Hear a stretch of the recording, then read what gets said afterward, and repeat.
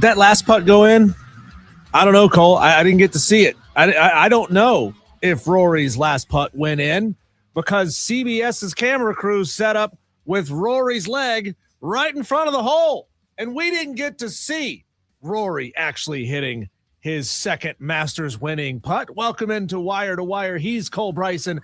My name is Diesel. Welcome to the Tolos who are already streaming the show. We appreciate you being a part of it as always. And of course, you can jump in at any time on your smartphone with the free Odyssey app or on Facebook, Twitter, and YouTube with the live stream. How bad do you have to be at your job, Cole, to mess up the 72nd hole for the winner of the Masters? Not once, but twice. Well, you know, I had an even bigger problem with the second shot on hole 18. If you remember, he's in the woods, right? Yep. He gets out of the woods, and the camera just stops on a wide shot, and you see a bunker. That's all you see.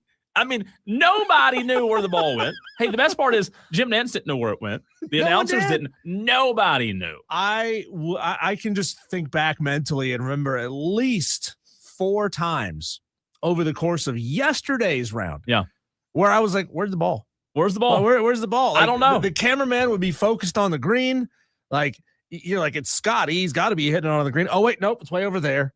You know, it's just, what are they doing here? It's like getting faked out at a football game when they run a really good trick play. You think the quarterback's throwing it out to the receiver in the flat. Oh, nope. He handed it to the running back behind his back, and now he's 15 yards down the field. And that happened again and again and again during the Masters. You know, the worst part was the shot you're talking about at the very end, the shot that won it for Rory Diesel. We were all watching, and you're right, we couldn't see the ball, but we were almost having to like rely on his reaction to tell us what happened. Right, exactly. And then he puts his head back, and you're like, oh my God, did he miss? And you don't know. I am with you. As good as the Masters was this weekend, and it was incredible. I know JB on the streams already commented and said, I didn't watch a single second of the Masters, not a golf dude.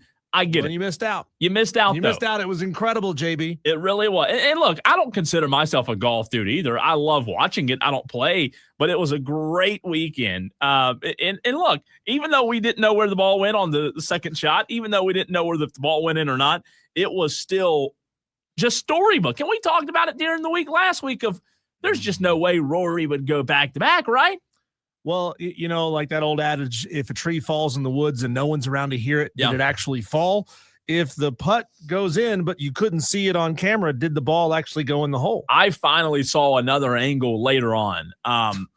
You know, I watched the final round, and it wasn't cell phone footage. No, it wasn't. They showed a replay of the final round later, like immediately after, and I caught it right on 18 again. So I watched like 17 and 18 again, and they finally did show another camera angle, but it was like the post-produced. They're going to splice it in. They're going to splice it in. Stupid. And it was you could see, but you're thinking the whole time, why do they not have a camera on the other side of the green? You know, there's like probably 40 cameras around that hole, right? And every other cameraman, like the official cameraman, the one with the big camera on their shoulder, they should have all been descending on. Like we should have had a camera angle from literally, or a shot from literally every angle. And how great is this, Diesel, on this Monday? The last text message, the very last text message we have on the Joy Law Firm text line comes from Tolo J. Butane. And he says, this was Friday, by the way. He says, I think we hold off on anointing him until Sunday. Oh. Because we were talking about how well Rory played on Friday. Yeah. Remember, he had a 6-shot lead. Saturday was a rough day. Saturday was rough, but guess what? He held on. He held on Sunday. It is the Rory McIlroy way, right? To go left, right, in the woods, in the bunker, over the green. I mean, he is all over the place. That's why these golfers are the best in the world, not because they hit the fairway every single time. They're not machines, but they're the best at recovering when they make mistakes. I tweeted out, Cole, during Scotty's, I think he was on the 15th hole at the time, the 15th where he put it way off into the trees on the right-hand side. And then he almost had a beautiful shot. And then he caught just a little bit of that Georgia pine low-hanging branch. You saw the poof of pollen fall out of the tree that he hit. And I'm thinking to myself, I could do that. right? Sure. Like I can put it off to the right-hand side of the fairway in the trees and then hit another tree while trying to recover with the best of them. So in that sense, I am equally as good as Scotty Scheffler. Then he goes on to have a beautiful approach shot and hit a long putt, and he birdies a par 5, which is absolutely absurd what these guys are able to do when they make those mistakes. But, Rory just he's that guy, man. He makes it exciting and entertaining all the way until the very end. Oh, it's a roller coaster with Rory. But if I would have told you on Thursday before this thing started, or on Wednesday when you and I were at Ingles, the Masters had yet to start, if I would have said the winner will shoot par, even par, would you have believed it? No. Even par? Win the Masters? I expect him. I expect the final round to be a couple of shots under. I expect the final round at Augusta. And it's crazy. Like we said this last week, they play the same course every single year. They get to know this course over their careers. And Rory, I saw an interview with him where he said he was flying. He would drop Poppy off at school, fly to Augusta, play a round of golf, fly back to wherever he was, Florida, and then pick her up from school, which is just insane, right? But they get to know this course, yet it still challenges the bejesus out of them. Now, Rory, look, you mentioned it. He had a lot of ups and downs, and his final score, he said, look, I want to be able to get to 13. I think he set a goal of 13 or 14. And he didn't get quite there. Well, he had it, and then he lost it. He did. He got to 13 under. Look, the 6-shot lead on Saturday. If you and I were talking about it, that guy has a 6-shot lead. Now, there's still 2 rounds of golf to go. But if you have a six-shot lead, there's a good chance. But, again, he comes out on Saturday. What's he do? Bogeys hole 1, right? Puts up a 5 spot. So, a lot of back and forth on Saturday. He did not play his best. Scotty didn't play his best. Scotty waited until the second 9 on Sunday to turn it on. Mm-hmm. Scotty wasn't birdieing anything. He wasn't bogeying, but he wasn't birdieing. No. And that was the problem with Scotty Diesel, is he waited until the very last minute, and it was just a little too late. Did you hear the stat, though, about Scotty and the bogey free? Did I send you that? I think you did. So Scotty Scheffler this weekend, even though he didn't win the tournament, right? Bogey-free weekend. Bogey-free. That's the first since 1942. Oh, my. 9 birdies, 1 eagle, 0 bogeys. That's pretty impressive. Back then, they didn't even use human caddies. They used horses. Right. Horse and buggy. Yeah. But Scotty was good. Look, Scotty played good this weekend, but he just did not birdie quite enough to be able to catch Rory, and Rory did. There was that missed putt. I think it was on 17. I think he had a fairly long putt that would have tied him with Rory after Rory bogeyed on 18. So that would have forced a playoff hole, which would have been unbelievable drama. And I would put all my money on Scotty Scheffler at that moment. But again, Rory's that guy that makes a lot of mistakes. If you're an average to bad golfer, a guy like Rory McIlroy ought to give you hope, because he finds a way to win tournaments, win the Masters back to back, to become only the 4th person to ever do that while playing occasionally some really bad golf. And here's what that final hole sounded like, in case you didn't watch it on CBS. Well, here we go. His year again. Rory is a rare repeat winner at Augusta.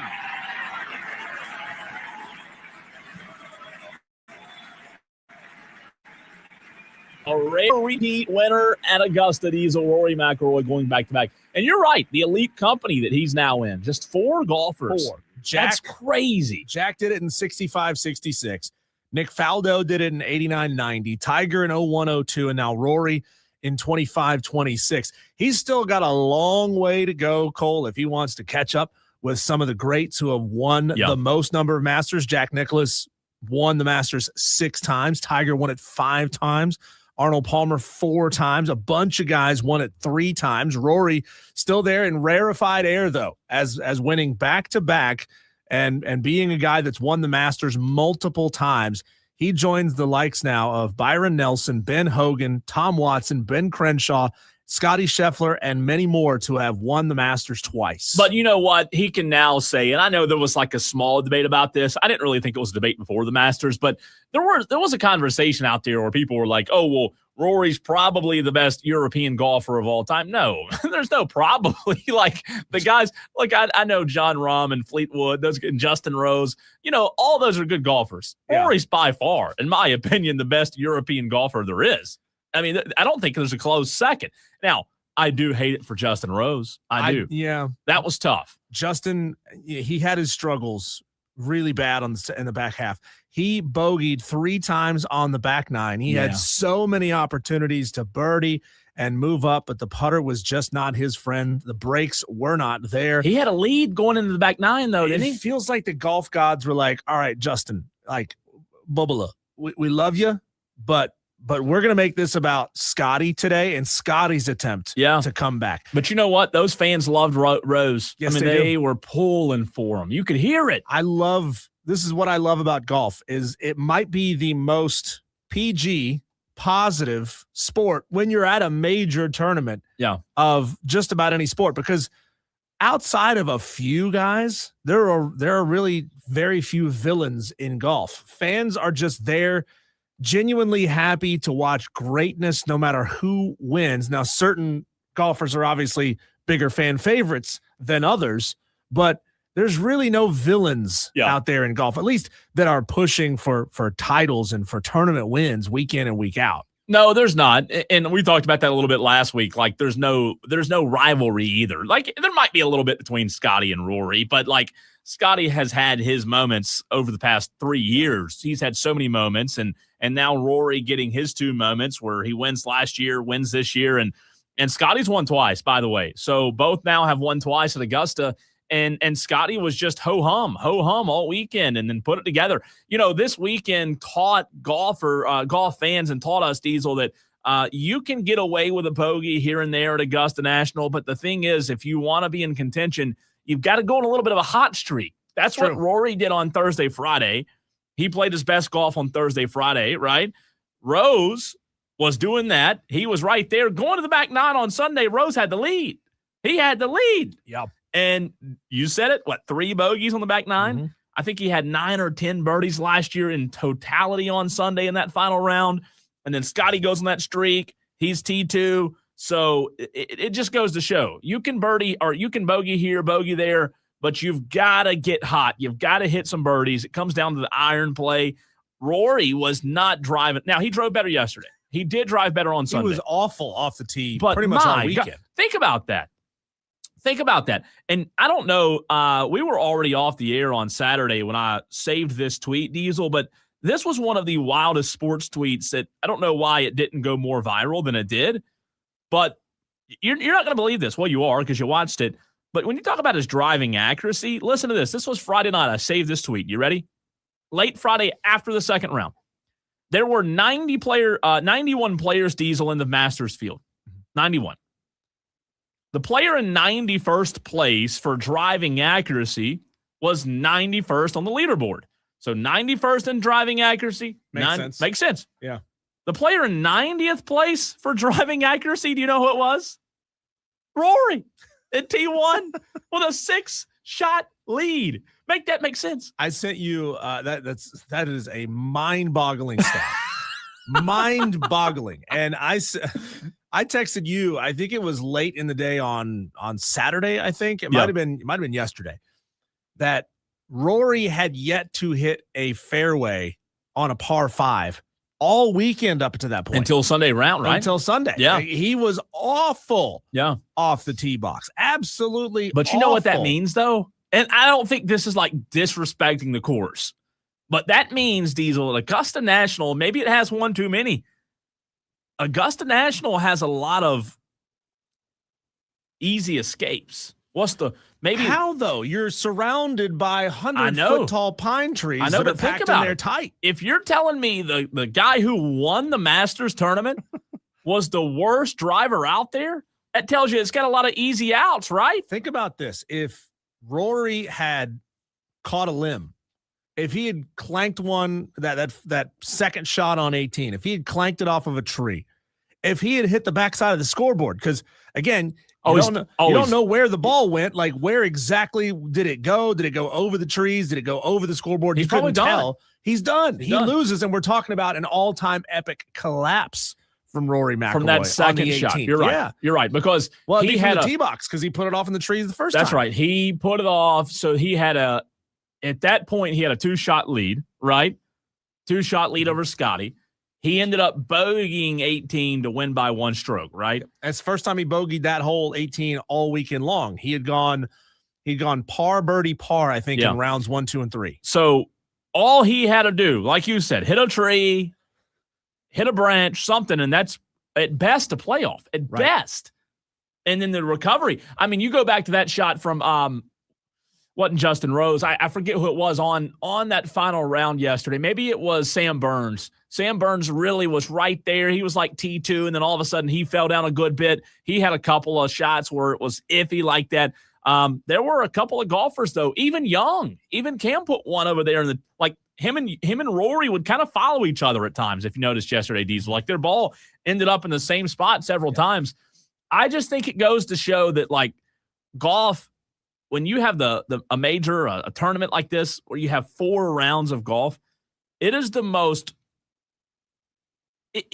longest, most difficult thing mentally I think you can do outside of like any other sport. We'll get into this later in the show. But Diesel, you have to go 4 days. 4 days of up and down, up and down. Yeah, I mean, I don't think there's anything mentally tougher than that. Now, Rory, you mentioned it. He's played there a lot recently. And if you do the math, he played there Sunday with his dad, practice round Monday, Tuesday, Wednesday, right? Yep. Tournament started Thursday, Friday, Saturday, Sunday. When he won yesterday, that was his 8th straight day playing that course. Yeah. I'm not trying to say anything. I'm just saying that was his 8th. He should have been good yesterday. Should have. 8th straight day, Diesel. Think about this also. If Scotty had won, it would have been the largest 36-hole comeback in Masters history. Ooh. I mean, Scotty came charging back, and really, like you said, he didn't need to have this epic Sunday score. Yeah. He had a good score, didn't bogey anything, but he just kind of let everybody else make mistakes. He did. And Rose made him. Made him. I hate it, but he did. Rose made a few. I thought when they entered the second 9, I thought, man, you know what? Maybe it's just destined. Maybe because Rory had fallen back, 2 shots? Yep. Cam Young was still up there, but then Rose passes Young. I thought, okay, maybe it's dead. It's about 3:30, 4 o'clock. And you thought, okay, here's Rose. Here's Rose's chance. And then he just collapsed, man. He did not play well. You said he had 3 bogeys or something like that on the back. I mean, it was bad for Rose. He birdied 5 holes on the front, bogeyed 1. Yeah. And then he bogeyed 3, birdied 1 on the back 9. I mean, he was on fire in the first half. He bogeyed 11, 12, and 17. And that'll do it. Yeah. That'll do it right there. But you know who deserves a lot of credit? We haven't even mentioned his name once yet. Who's that? Terrell Hatton. Yeah. Had a round 4 66 after a disastrous first round of 74. Disastrous on that course, right? Yeah. But he had a 66, which was the lowest score of the field yesterday. Yeah, it was. Unbelievable. I mean, Max Homa had a great round 4. He had a 60. He shot a 67. A couple of guys shot 67s. Maverick McNeely, Victor Hovland. I take that back. Keegan Bradley tied him with a 66. But among the leaders there, Terrell Hatton made a real push, and I think he deserves credit. I'm not saying the course wasn't hard, wasn't difficult, but like when you just look at the totality of what happened over the weekend, with all of the statistics we just gave about Rory's driving accuracy being bad, all the easy escape routes that Rory had, right? Augusta National is known for being this hard, difficult course, Diesel. All these escape routes. And then Rory on Saturday shoots 1 over par. And then on Sunday shoots 1 under par. And he said it last night after the tournament. He said, if you told me I'd be shooting par golf the last 2 days, I wouldn't think I'd be able to win. Right. Now, he did his work on Thursday, Friday. He got that lead, but that lead didn't hold. He did. But, man, the fact that he was able to weather the storm, I still think it was a great Masters. I think it was incredible. I don't know, though, that the golf on Sunday was the best. Like, come on. You had how many guys? 5 guys right there in contention. Scotty, Terrell, Russell, Justin and Cam, all right there in contention. Colin Morikawa made a big push to come back. I mean, I thought Sunday was absolutely. Well, I'm saying they didn't play their best golf. Electric. They didn't play their best golf. Okay, though. I see what you mean. They did not play their best because Rose, like you look at Sunday, like you think, okay, Rose has a chance to do this thing on Sunday. He comes out and, like you said, he shoots 3 bogeys on the back 9, right? And then, for example, I'll give you another example. Sam Burns. Sam Burns was up there. I thought Sam Burns had a chance to win the tournament. Mm-hmm. And Sam Burns comes out yesterday. What's he do? He birdies 1, double bogeys 2, bogeys 3.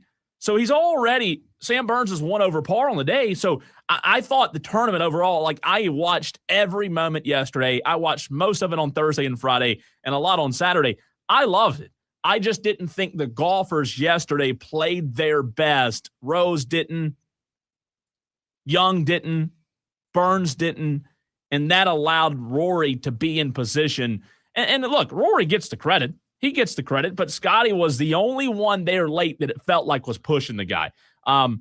Overall, though, it was incredible. It was an incredible Masters. Even me is not a golf guy, Diesel. I enjoyed it. Obviously, it's hard to follow last year's because of what happened with Rory. And by the way, shout out to a local product. We talked about him a lot. Jacob Bridgman finished T41. He finished 2 over on the tournament. And shot a 76 Sunday. His Sunday was not his best golf, but he walks away with $83,250. Is that all?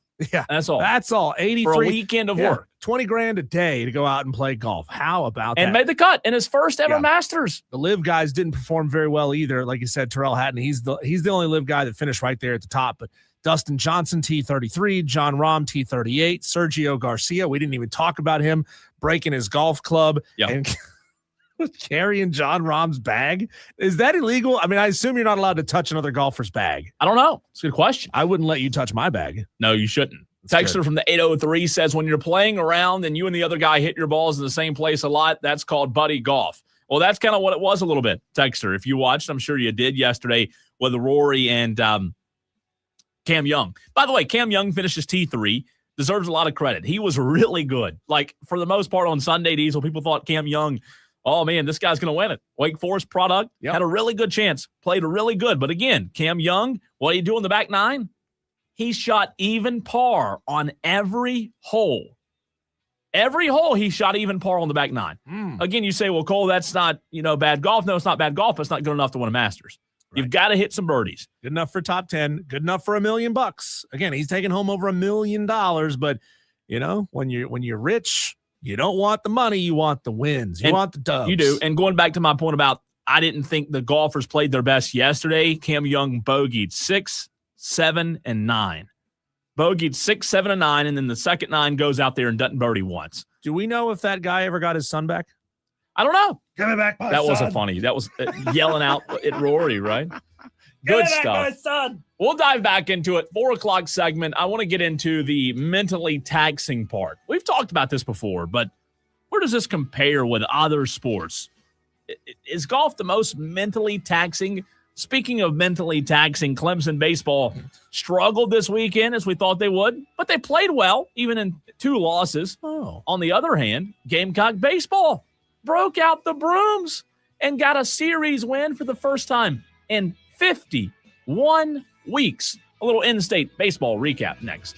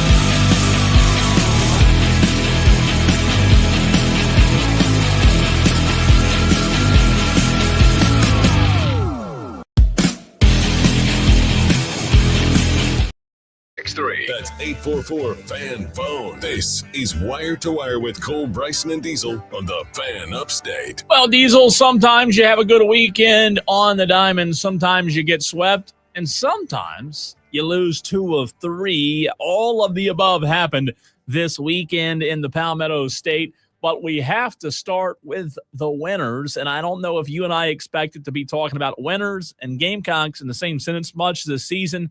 But here we are, a very winnable series. We talked about it with John Whittle over the weekend on Thursday. You said it on Friday that this was a winnable series for the Gamecocks, and that they did. Not only, Diesel, did they win the series this weekend, the Gamecocks get their 5th conference win, now 5-10 on the season. Whoa. After a 3-game sweep over Mizzou. Whoa. How the tables have turned. South Carolina all of a sudden turning it on, and Clemson, well, they have gone ice cold. What if I would have told you season expectations now, right? Before the season started, we expected Clemson to be good. We expected South Carolina to be bad. South Carolina was bad. Clemson was not good. So we got that one wrong a little bit. I think people thought Clemson would be better. What if I would have told you, though, on April 13th, both teams would be 5-10 in conference play? There's a lot of fans, like a lot of Clemson fans out there, got to walk things back a little bit right now, talking to their Gamecock buddies. Hey, you're a bad baseball team. And they said, no. We were a bad baseball team, but we just beat Missouri. And beat Missouri pretty like they look good. 5-1 on Thursday. Only took 1 run on Friday night, 1-0, and then 6-4 on Saturday. Now, Missouri's not a great baseball team. We know that. But Monty Lee, this team, they're trying to get wins. They're trying to keep their jobs. Monty Lee, Terry Rooney, and those guys are trying to get employment for next year. That's what they're trying to do. And look, we talked about this as well. We knew they had a gauntlet on the front half of their schedule, Diesel, with the Florida Gators, 23 in the country now, Arkansas, North Carolina, Georgia, Texas. That was their front part of their schedule. Brutal. Yeah. They've gotten through it. They didn't do good, but they've gotten through it. Now you have Mississippi State. You just beat Missouri, Kentucky. Still good teams. LSU, Alabama. Still good teams. Not those caliber of teams. As of right now, at this very moment, you want to know something interesting? As of right now, things could change, obviously, based on rankings, Diesel. There's only one SEC team left on their schedule that's ranked. So I'm just saying. Sets up for a late season. I'm not going to call it a comeback. Save Monty's job? Yeah. Is that what we're doing? Is that what we're calling it? We just make Monty Lee an off-the-field analyst? Put him in an advisory role somewhere. That's what they do with everybody nowadays. They don't want to fire people. They just put them in advisory roles. Have him do that. He's good at that. I'd fire him. I'd keep him the hell away from my baseball locker room. 18-19, 5-10 on the season now. We'll continue to talk about the Gamecocks. Also get over to Clemson and Coastal, what they did this weekend. Let's go to the phone lines. 844-326-3663. Rick in Greer wants to chime in. What's up, Rick? How about those Atlanta Braves? Oh, you're stealing our thunder. Don't do that. That's somebody will get offended. We're not allowed to play that song anymore, Diesel. That's the worst thing about the Braves is we can't play the chop anymore. Rick? The heck we can't chop. Well, no, somebody got offended. Now. I can't. Okay, so if I'm not supposed to do it, Rick, how about you do it? I'm doing it right now in my car in private. Oh, the chop. You thing. can chop with your arm. I guess in this world of sensitivity we live in, you can do that, but you cannot go. You can't. I mean, they can't do them at the same time. No, they hadn't been able to play the music since the song since 2023, I believe. And how many fans does that stop from actually doing it in the stadium? Well, none. Oh, that's what 0. And it was one player, I believe. I believe it was, and I could be wrong here. If I'm remembering right, Diesel Rick, it was one player on the Cardinals who had some kind of heritage relation to an Indian tribe, got offended. So the Braves just said, boop, we're done. No more tomahawk chop. They used to pass out the tomahawks. Remember that? Mm-hmm. The red, that? That ain't right. That ain't right. Let me tell you. I'm headed to Atlanta right now. I'm headed to Atlanta right now to watch the game tonight. I better hear that song. All you'll hear is this. Can you hear that, Rick? That's the drum. That's all they're allowed to play. They can play the drum. The fans have to do the and Rick, where are you sitting? Where are your seats tonight? And don't say the stands. I got the Hank Aaron seats where you get drinks and everything. It's up on the first pavilion. Are you telling the truth right now? Yeah. Hank Aaron seats. We're I don't gonna know need- anything about this. We're gonna need pictures, Rick. Do you know how to take a photo on your phone, and then do you know how to email it to us as proof? Yes, I do. There is Okay. Diesel. There is a Hank Aaron Terrace at Truist Park. Okay. Believe it or not. Is that where you're sitting, Rick? That's where I'm sitting. Wow. And you're on the way to the game right now. On the way right now. All right. There is. It's nice. It's up there in left field, It's not nice. way up there behind the glass. Yeah. He's at the box I seats. can't wait to get there. I got my Braves hat on, my Braves shirt on. That's I'm what you proud do. of Yeah. it. Well, you should be proud of him, and we'll talk about him later in the show. We're going to get to him, I think, in the 5 o'clock hour. But you should be proud of them. They have played really good baseball this year. Played really good baseball. So I'm a little jealous of you. Tom is Tom a Braves fan? He is. Yeah. Tell Tom, oh. Good stuff, Rick. That was great. Good phone Thanks, call. Rick. Have fun and Oh, that's What? a promo too, you right never there. know Right? what's going to come out of Rick's mouth. And that he butchered the oh. I think he added a couple of He syllables cut in there. the middle part. I mean, it's not hard. It's not hard, but I do hate it, and I am trying to be sensitive to all ethnicities. I promise. But Are you? I mean, like, I don't want anybody. I don't want an ethnic group out there, Diesel, to be. If there's a legitimate reason that song can't be played, I don't want an ethnic group to suffer from it. I'm going to need proof that their tribe sang that song. Well, I just like my whole thing is it just somebody getting offended? Or is somebody suffering from it? Is you know what I mean? Like, that's the conversation that should have been had. Right. Is it just somebody that's got the pennies and wad, or is this thing really, like, is there a little bit of meat, a little bit of substance? They don't play it anymore. They haven't played it in 3 years. It sucks. Time to bring it back. It sucks. It's time to bring it back as an organization. It's this world we live in, man. It's just like, well, you can't play the tomahawk chop, even though the Chiefs, they have, it's just Florida State has it. that Florida State, right? Yeah. So, yes, Do they we'll still get to the play it in Arrowhead Stadium? I don't know. Are they allowed to do that? That's a good question. Depends how sensitive they are. That's a good question. I know they do it. I know they do the chop. I just don't know if they still play it or not. Texter says, congratulations, all caps, to Wofford head baseball coach J.J. Edwards on his 100th career win this past weekend. Great guy, even better coach. Texter, appreciate you sending that in because Diesel and I, sometimes we don't get everything that happens in the upstate. That is awesome. J.J. Edwards, 100 wins. They swept the Citadel, right, Texter? Correct me if I'm wrong there. I believe Wofford swept the Citadel over the weekend. We need to get Alex Anthopoulos' email, send this to him because Tolo J. Butane says, I'm Cherokee. You have the tribe's permission. Well, then they should play it tonight. There you go. Can we get Rick to tell him? Yeah, Rick, let's While pass the you're down message there. to Rick.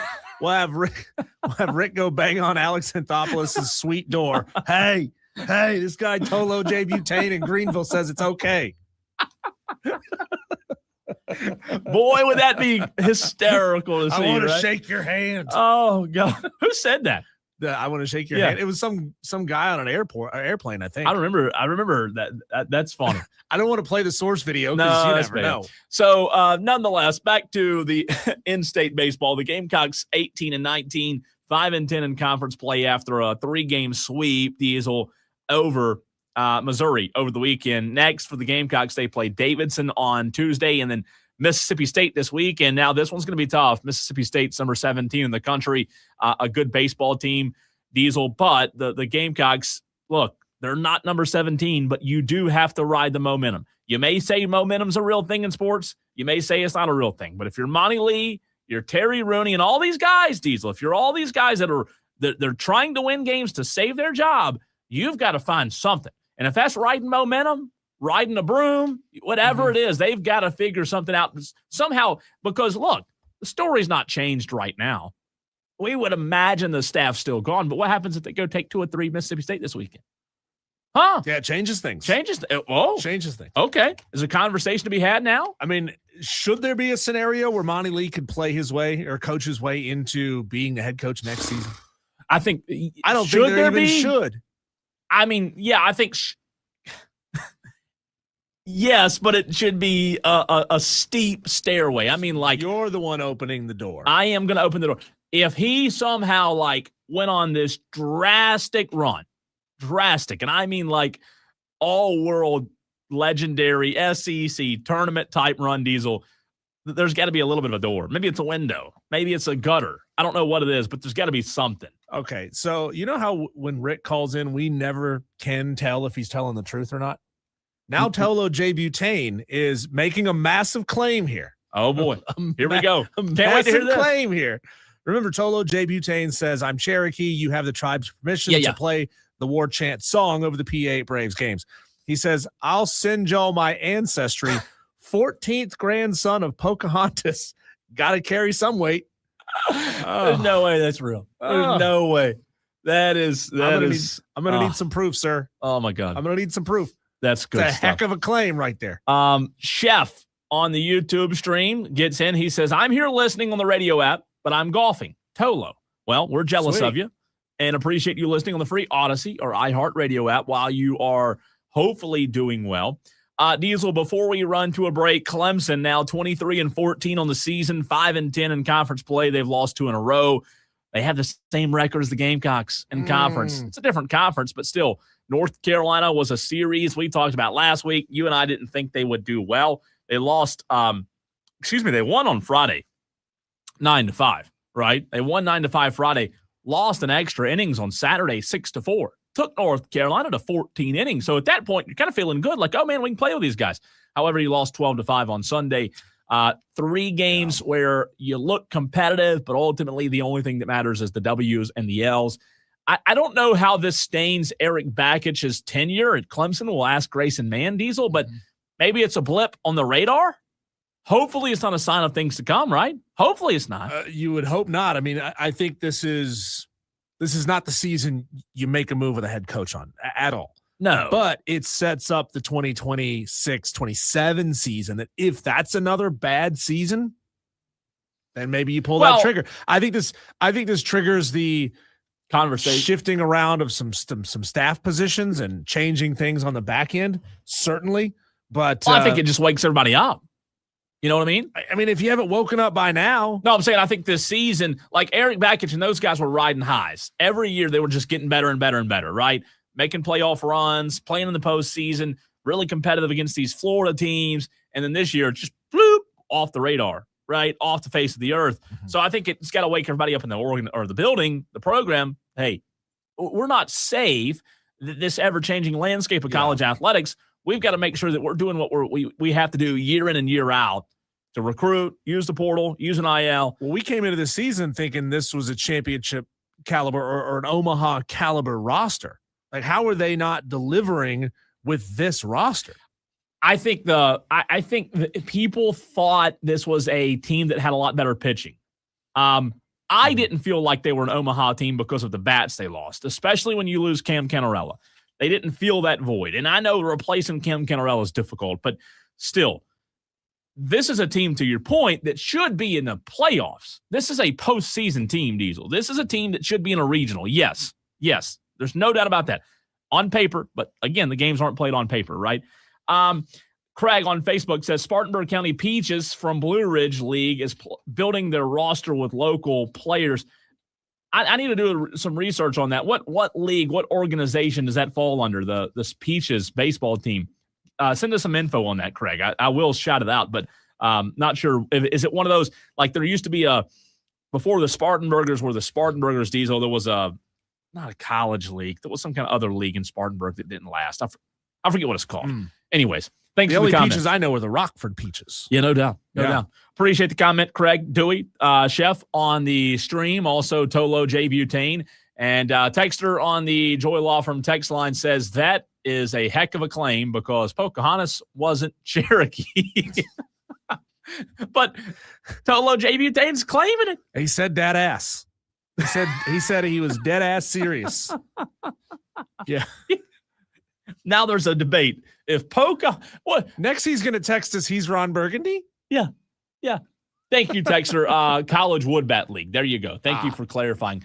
I think that's what Craig's talking about there. But anyways, it went from a baseball to a Rick to a now is Pocahontas. Is she Cherokee? This is this is how this show goes sometimes. Yeah, because so many Cherokee Indians lived out on the coast of Virginia, you know?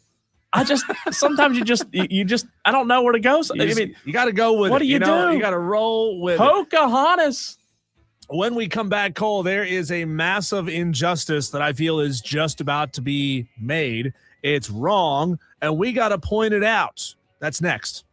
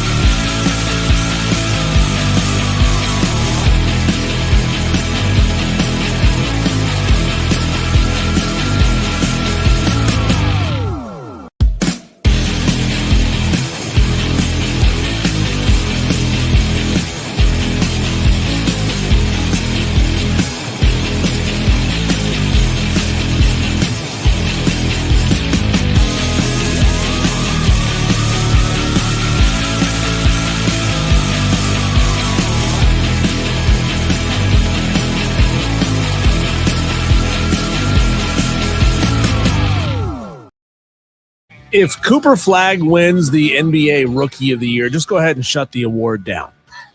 Because that means, Cole, if he wins this thing, it was predetermined before the season even started. Look, I get that Cooper Flagg is playing phenomenal basketball when he's available. But Cooper Flagg has missed 20% of his rookie season with various injuries And we are overlooking Con Knippel, who's got his team that was awful. This franchise was awful for more than a decade. He has been an instrumental part in getting his team into the play-in tournament. Con Knippel should be your NBA Rookie of the Year. Tell me why I'm wrong. Well, 2 weeks ago, 2 months ago, I would have said Cooper Flagg is impacting the game a little bit more than Con Knippel, and just like the style in which he plays. However, here's what I can't tell you. I cannot disagree with you on the availability. Being out, I think that's your nail in the coffin. Like, that's your number one non-negotiable. You can't argue that. I can't argue that, okay?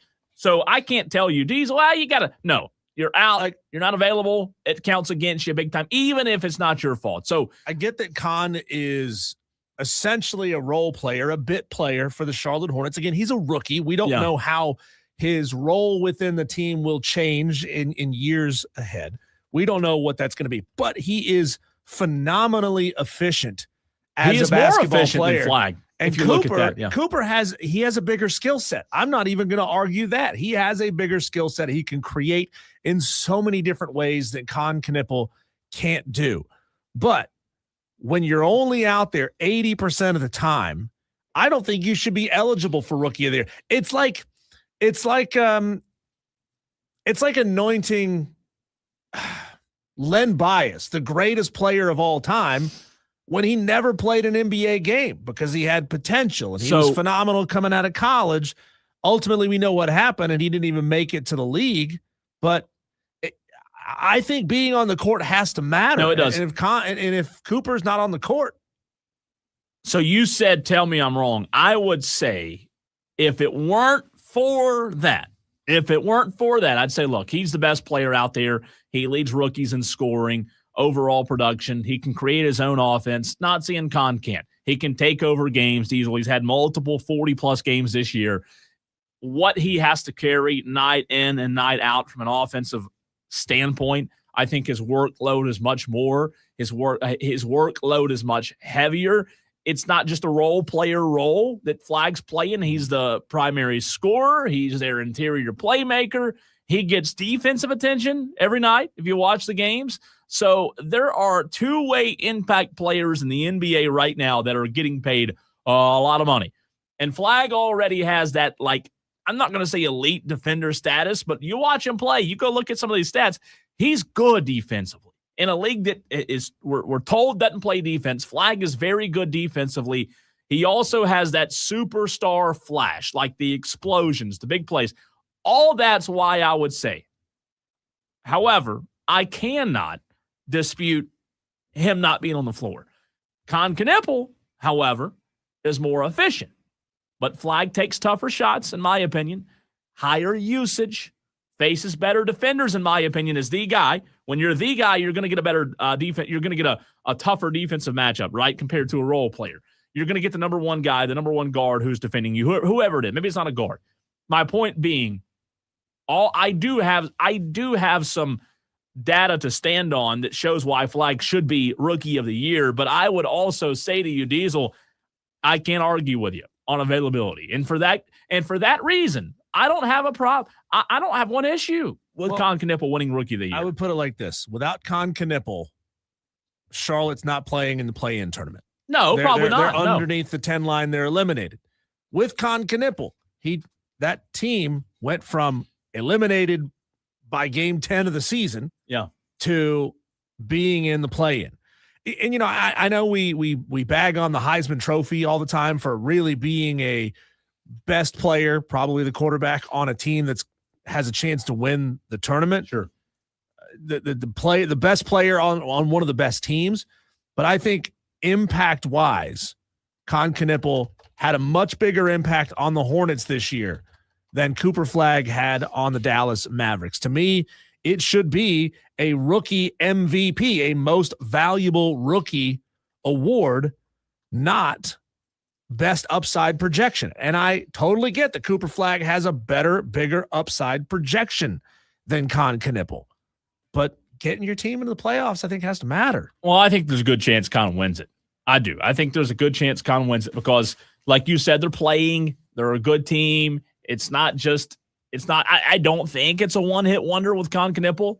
Like, yeah, he could have a bad. Yeah, I don't think that's going to be the case. But the Hornets are back on the court tomorrow. You know where Cooper is? Probably going home to Mama's house. I don't know. Or on a plane, probably, right? Yeah, Heat Hornets tomorrow night, 7:30, play-in tournament, East 9th versus 10th place play-in series. Again, it starts tomorrow at 7:30 on Prime Video. I want to ask a question to you, Diesel and the Tolos, in the very next segment. Is a golf tournament the most mentally taxing sport out there? Rory mentioned it in some audio after his Masters, back-to-back Masters win, I might add. Is there a sport out there? We've debated like baseball versus golf before. We've debated that before. But mentally taxing, the 4 days, especially in Augusta, does any other sport compare to what the mental grind is? That's the question. Next.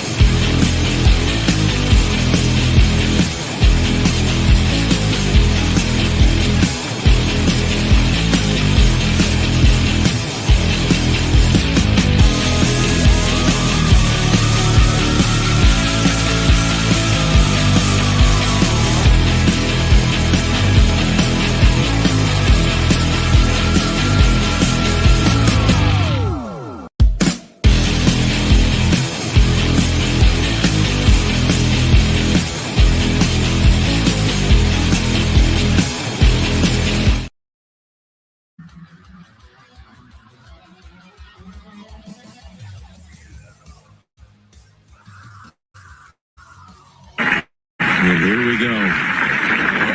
His year again. Rory is a rare repeat winner at Augusta. A rare repeat winner, Rory McIlroy, goes back Diesel in Augusta this past weekend. Yesterday, it was an incredible weekend to watch the Masters, and maybe the Masters, we talked about this last week as well, is just outright the best sporting event of the calendar year. Welcome into the show. He's Diesel. I'm Cole Bryson. So good to be with you on this Overreaction Monday. We've got Overreaction Monday coming up in 1 hour from now. The phone lines will be open, 844-326-3663. I want to hear what your overreaction is. Diesel has one. I have one as well. We'll get into the Braves a little bit later in the show as well. But Diesel, in his post-round media availability last night, Rory McIlroy, and I'm going to paraphrase, said that what golfers have to go through 4 rounds of golf, right, is the most mentally taxing, and again, I'm paraphrasing,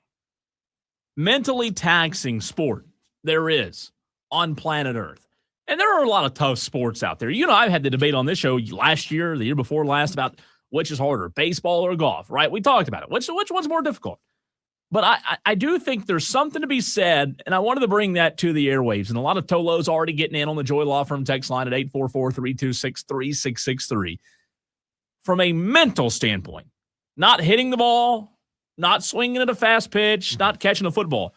Does Rory have a case here that golf is the most mentally taxing sport there is? Well, wait until I tell Rory that golf's not a sport. Oh, then yeah, you're definitely gonna take him off there. No, it is incredibly taxing. I mean, you have to be perfect again and again and again and again and again. You know, baseball is one of those things where you're allowed to fail a lot. You're allowed to miss the ball a lot.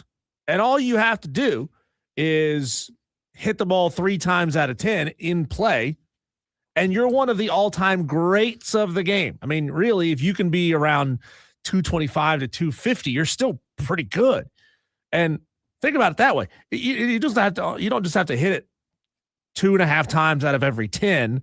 You have multiple pitches every at-bat. You can foul pitches off and basically have infinite opportunities to put the ball in play. I know that it's a bit of a stretch to phrase it like that, but you have more built-in opportunities to fail. Yeah. Swing and miss, not swing at a pitch that's a strike, etc. Whereas golf, and now Rory certainly puts that to a test, right? Mm-hmm. The ability to, or the necessity to hit the ball perfectly again and again and again from a range of different distances in a range of different positions, body position, ball above your feet, ball below your feet, ball in the perfectly set up on nice grass, down in a hole, off in the pine straw, around trees, over bunkers, et cetera, et cetera, et cetera. It takes a gigantic skill set to be an elite golfer. There are a lot of things in sports that are mentally taxing. You could talk about, the length, the longevity of a soccer match where you are an elite athlete, where the cardio, Diesel, you are running the entire match. There is no stoppage. There's a little bit of stoppage, but you get the point. And then what happens physically a lot of times can turn into mental exhaustion, right? Mental stress. What happens to you physically a lot of times affects you mentally, good or bad. So you could obviously argue that there's a lot of sports out there like soccer that could go down that path. You could say, look, hey, don't forget about tennis.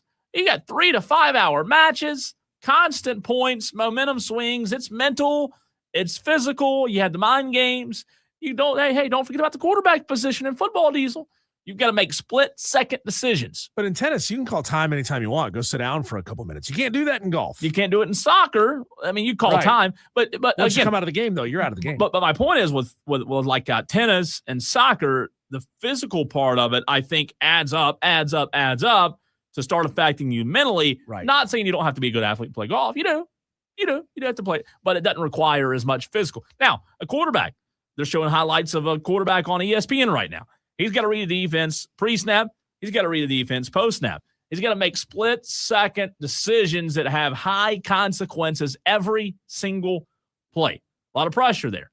And then you brought up baseball, a failure sport. That's what baseball is. It is a failure sport where you fail most of the time.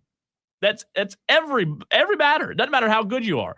And you have to mentally reset in a sport of failure. It is literally a failure sport.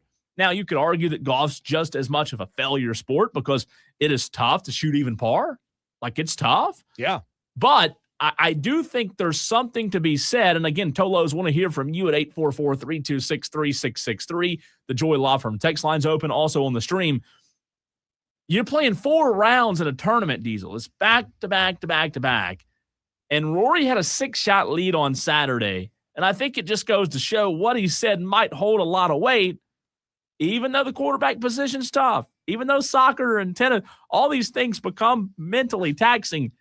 Yeah. It's not like you just play on one day, the game's over, and you move on. It is 4 straight days of this. Well, it's all of that. And you've got to think, now I'm on national TV, and crying out loud, the tee box on 18 with the narrow fans on either side of it. Think about this. If you're an okay like golfer, right, you have like a 15-yard window to hit it out of. If not, you could literally kill somebody. I mean, if you're an average everyday golfer, let's be real. If you had people on either side of the tee box, you would hurt somebody very, very badly. And how do you get over that mental picture of what if I doink it off of somebody's forehead? And then you've got to deal with doing the math in your head of other golfers and what they're doing on the course. I mean, Rory even said it in his post-round interview yesterday that he was watching the scoreboard. He was watching the leaderboard. And so you got to start thinking, all right, Scotty's on the move. What do I have to do to stay ahead of Scotty? And then that changes your thought process. How aggressive do I need to be? How conservative do I need to be? You know, I'm glad you brought that up about the scoreboard because I don't play golf. But if I did, and I love watching it. I've watched more golf this weekend than I think I ever have. But if I did play, I think that would be the most challenging thing. I'm talking about playing at a high level like they do. Figuring out how to put your head down and not give a crap about what the score is. Yeah. Versus scoreboard watching. And I think Rory had a good point. You brought up that answer. He said, actually, I did scoreboard watch because he is a good golfer, wants to know where he kind of needs to be, right? Set limits. If you remember, he said, I wanted to get to 14 under. I felt like if I could set that goal for myself, I could put my head down and play. But he said, then I started looking at the scoreboard, looking at what's going on. Okay, Scotty's here. This guy's here. Now you know as a golfer what you have to do, where you can be a little bit more relaxed, where you have to press, Diesel. But I think the hard part of golf is the mental aspect of knowing that there are other opponents in the field that are coming after you, and your next shot just so heavily depends on. I just can't imagine how tough that is mentally. You have to be both process and result oriented at the same time. You need to be result oriented because all that matters is my final score at the end of this round. But also, golf is a process sport. I mean, you have to have a pre-shot routine. You have to get up there and do the same thing again and again and again. And any little thing can take you out of it. I don't remember who it was. I don't know if it was Rory or who, but they were over their ball about to take a shot and then somebody sneezed in the gallery. They had to take their step. They had to back away and be like, hey guys, can you keep it down over there? I mean, it's a bodily function that you don't have any control over. It's the same as ripping a fart, you know? Yeah. It can happen to literally anyone at any time. And that right there can take Rory completely out of his shot. Brian from Greenville gets in on the Joy Law Firm text line, which you can do 844-326-3663. Brian says, I think golf is the most mentally taxing game because each bad shot you take is so much more impactful than a missed jump shot or a bad pass in football. Each shot means so much more. And from that text, I agree because guess what? Like we've talked about, shooters average 34% from the field. Batters average sometimes less than that. And I'm not saying it doesn't hold as much weight, but guess what those two sports are? Those are team sports. Yes. Coach can take you out anytime you're not hitting shots, you're not passing the ball crisply. Coach can take you out and give you, 5-10 minutes off the court to get your head straight. And I think because those are team sports, I think that's why this does hold so much weight, because golf is just an individual sport. I mean, it's the most individual sport of any individual. I mean, you're not relying on any. Yeah, you can have help. One golfer can do bad, right? That's obviously that's a scenario. But the fact that when you're on a basketball court, Diesel, and you're shooting bad, like you said, the coach can take you out, but you also might have other players around you that are shooting well that day, that are helping your case, helping the team, helping the overall score. You don't have that in golf. Maybe that's why Bryson DeChambeau should just stop coming over here and playing in the majors. Just let Bryson stay over there with Liv. It's a team sport. You don't have to be that good. Bryson sucked it up this weekend, and when all the pressure was on him, obviously he completely fell apart. But at least he had that 3D printed iron. Yeah, it's great. That was good. The positive of the weekend, right? Yeah, you really showed everybody with your preparation and your mad scientist. Oh, I'm telling you, Space Age Club. I think I was one of the more excited people that we weren't having to talk about Bryson today. I really am. I'm honestly surprised that Bryson's 3D club didn't count as an illegal club. Like, I know there, whatever the rules are to make a legal club. As long as it's within the rules, I guess right, it's fine. But still, I mean, it's not a traditionally constructed golf club, Yeah, it's weird. Let's go to the phone lines, 844-326-3663. Matt from Ohio, good friend of the show, wants to chime in. Is golf the most mentally taxing sport, Matt? Well, I would say this. I think there's, as far as the touring professionals go, I think there's golf, and then I think there's major championship golf. And most of those guys will tell you that there is a difference. Many times you're not going to remember who won the 2026 Shell Houston Open. Yeah. But when you win a Masters or a U.S. Open or a PGA, that kind of puts you into the history books. So I would say that in certain cases, yes. And one of the things you guys were talking about, and I agree, the quality of play from the leaders wasn't what I would call exemplary, but, understand too that a lot of the rounds in those majors, the Sunday rounds that typically are low come from 4 to 5 shots behind the field, because those guys are playing out of desperation. They know that, hey, it's unlikely that somebody's going to drop a 76 or an 80. Yep. They know that the leaders are going to, even if they play poorly, are going to be around even par. And the other thing too that you have to think about is, having been to Augusta, it's hard to be aggressive on that course. You saw all weekend, guys would hit a part of the green nowhere near a pin to try to get to that pin. And how many times did you see guys just with a 10-foot birdie putt almost just lag it, because they understood that if they were aggressive on that putt, it was going to go, and they missed it. It was, they were going to have a 10-foot birdie putt. They might have an 8-foot par putt, which you don't want. So, Augusta tends to do that to you. And also, these guys have the ability to curve the ball. I'm going to tell you that Rory was extremely lucky, because, you're a foot away from being behind a tree or being, to where you can curve a ball around a tree. Yeah, so sure. I think you guys bring up some great points, but I think major championship golf has to be one of the most nerve-wracking, mentally draining. I mean, it's, we would all concede it's probably not extremely physical. Although walking Augusta, man, it about kicked my butt, but I'm an old guy and I'm out of shape. So, but I think mentally taxing. And one other thing, guys, real quick, don't forget North Greenville University baseball, number 5 in the country in Division II. Swept UNC Pembroke over the weekend, Matt. Before you go, when's the next time you're going to Augusta, and can you take me with you? Hey, I get in because I'm the friend of a friend, but I'll see what I can do, brother. I love it. If I can get you a badge, man, I'm going to get you in. Okay? There you go. Nice. There you go, Nice. Matt. Always appreciate the phone call.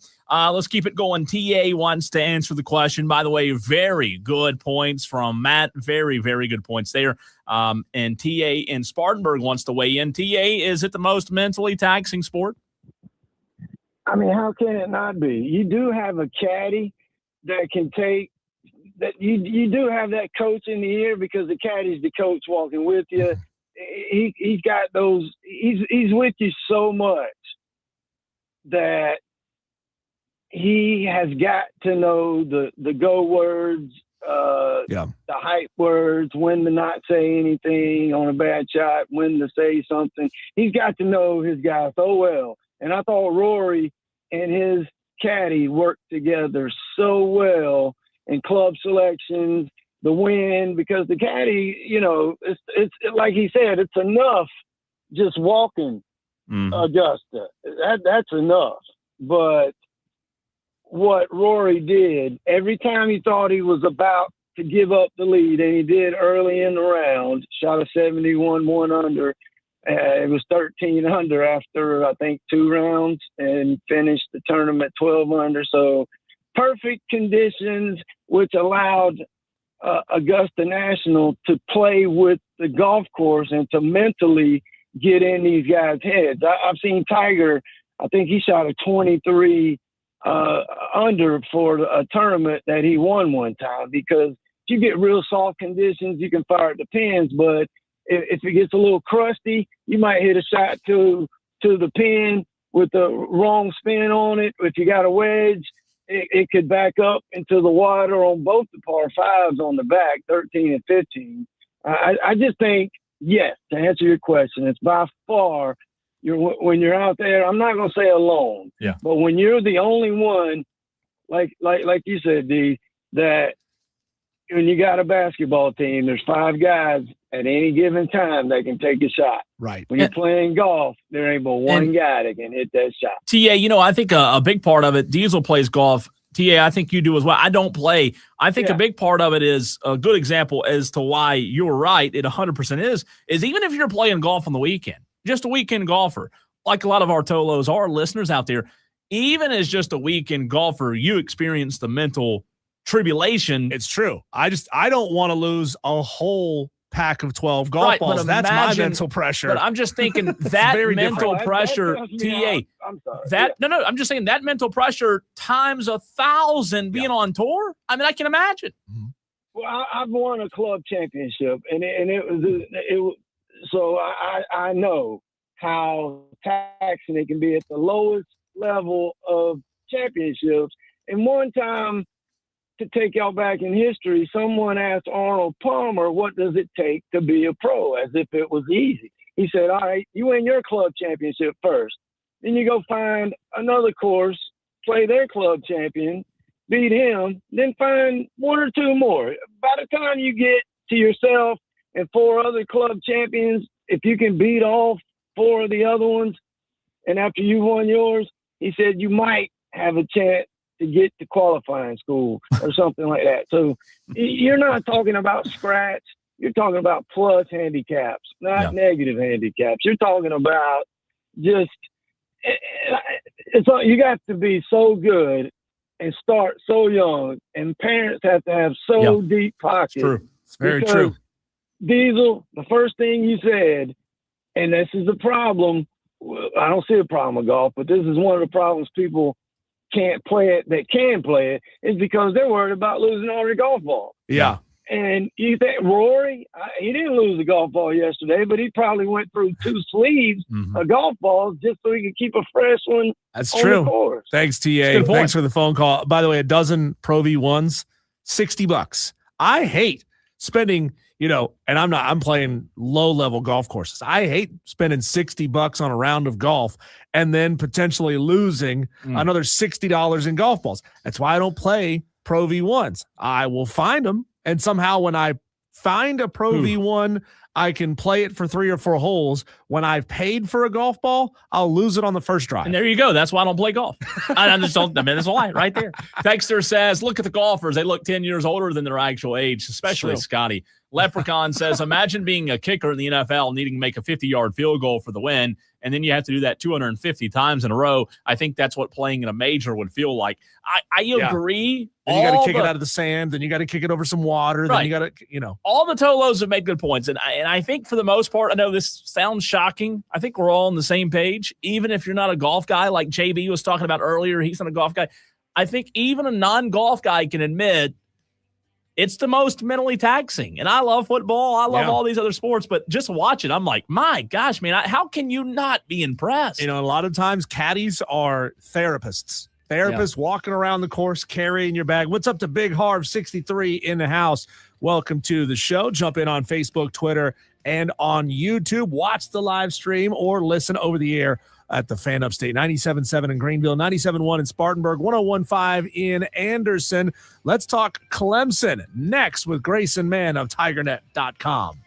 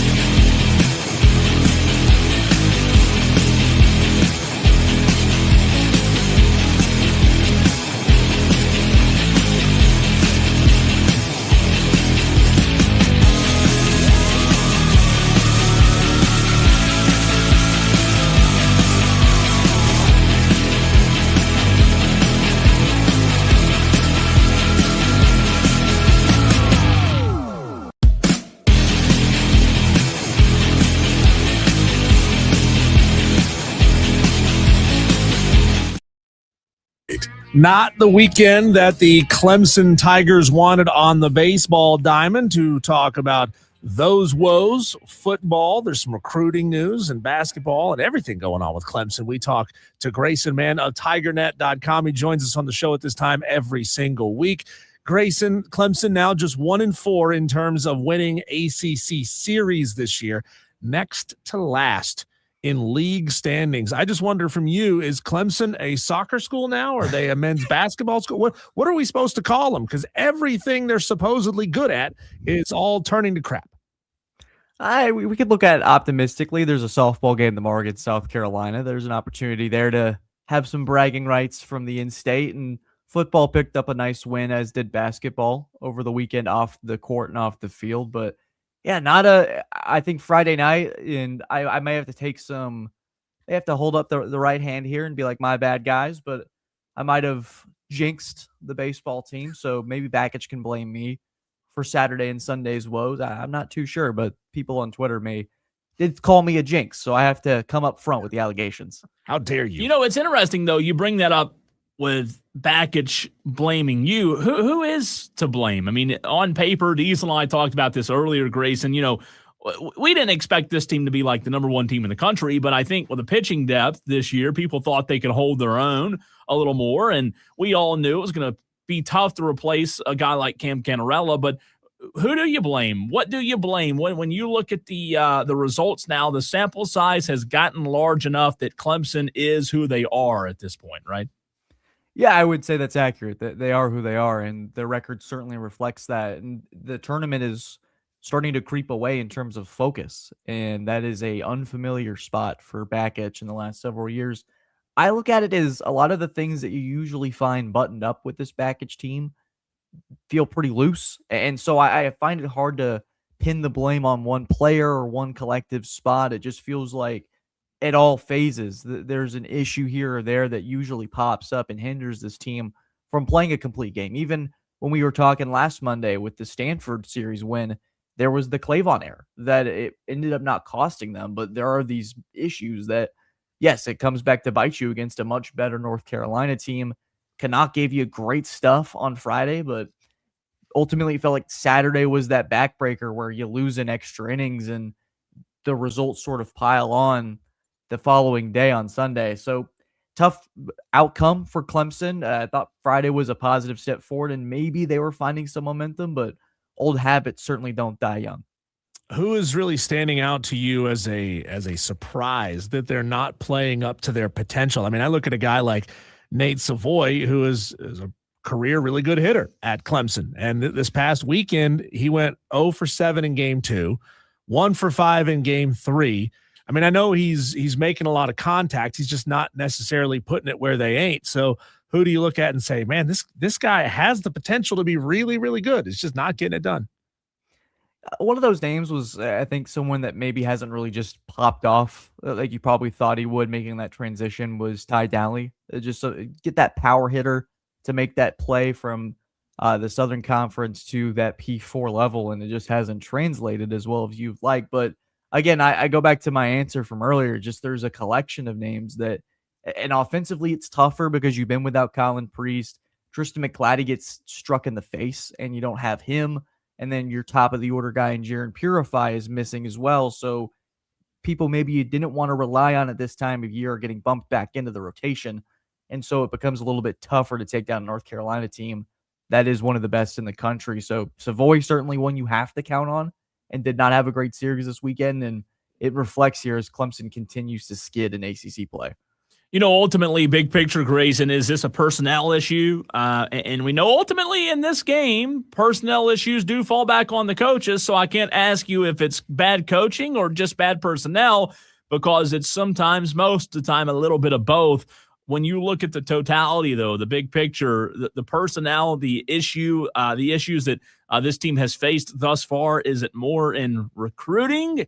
Is it more in the portal, what they did in the portal or didn't do? Obviously, you lost some dudes last year from last year's team, but where do the issues lie in terms of why the personnel isn't up to par this year? Yeah, it's tough to pin it down on one spot, whether it be coaching or personnel. I do think that you have to acknowledge that you probably have some portal whiffs, and there are some issues here or there where Gaffney, not as consistent as you'd like him to be year one, sort of starting to find a way to turn around, but I think recruiting-wise, there are some spots that you really want to pay attention to down the road. And I think this is one of those years where you have to evaluate sort of the talent evaluation of where these guys are coming from. So, yeah, portal wise, I think you had some misses, and then you felt like you were deeper defensively or deeper, at least in this pitching staff. And some of this stuff just hasn't come to fruition like Bakich had hoped. And so a lot of it's going to have to be self-reflection this offseason from maybe all areas for Bakich, where you're used to, okay, what pieces do we need to add to get to Omaha? And now it's what pieces do we need to add to fix this thing? Yeah. So is it portal lack of development from guys in the portal, or not getting the most out of the guys in the portal, or were they seeking guys that they thought were projects at this level? I asked that question because, you know, these guys were brought in to Clemson, a top tier program, because they were playing well at their previous locations. They get here, all of a sudden things are going well. I put that more on coaching than I do on the individual players. The diamond's the same size, the pitching mound is the same distance as it was.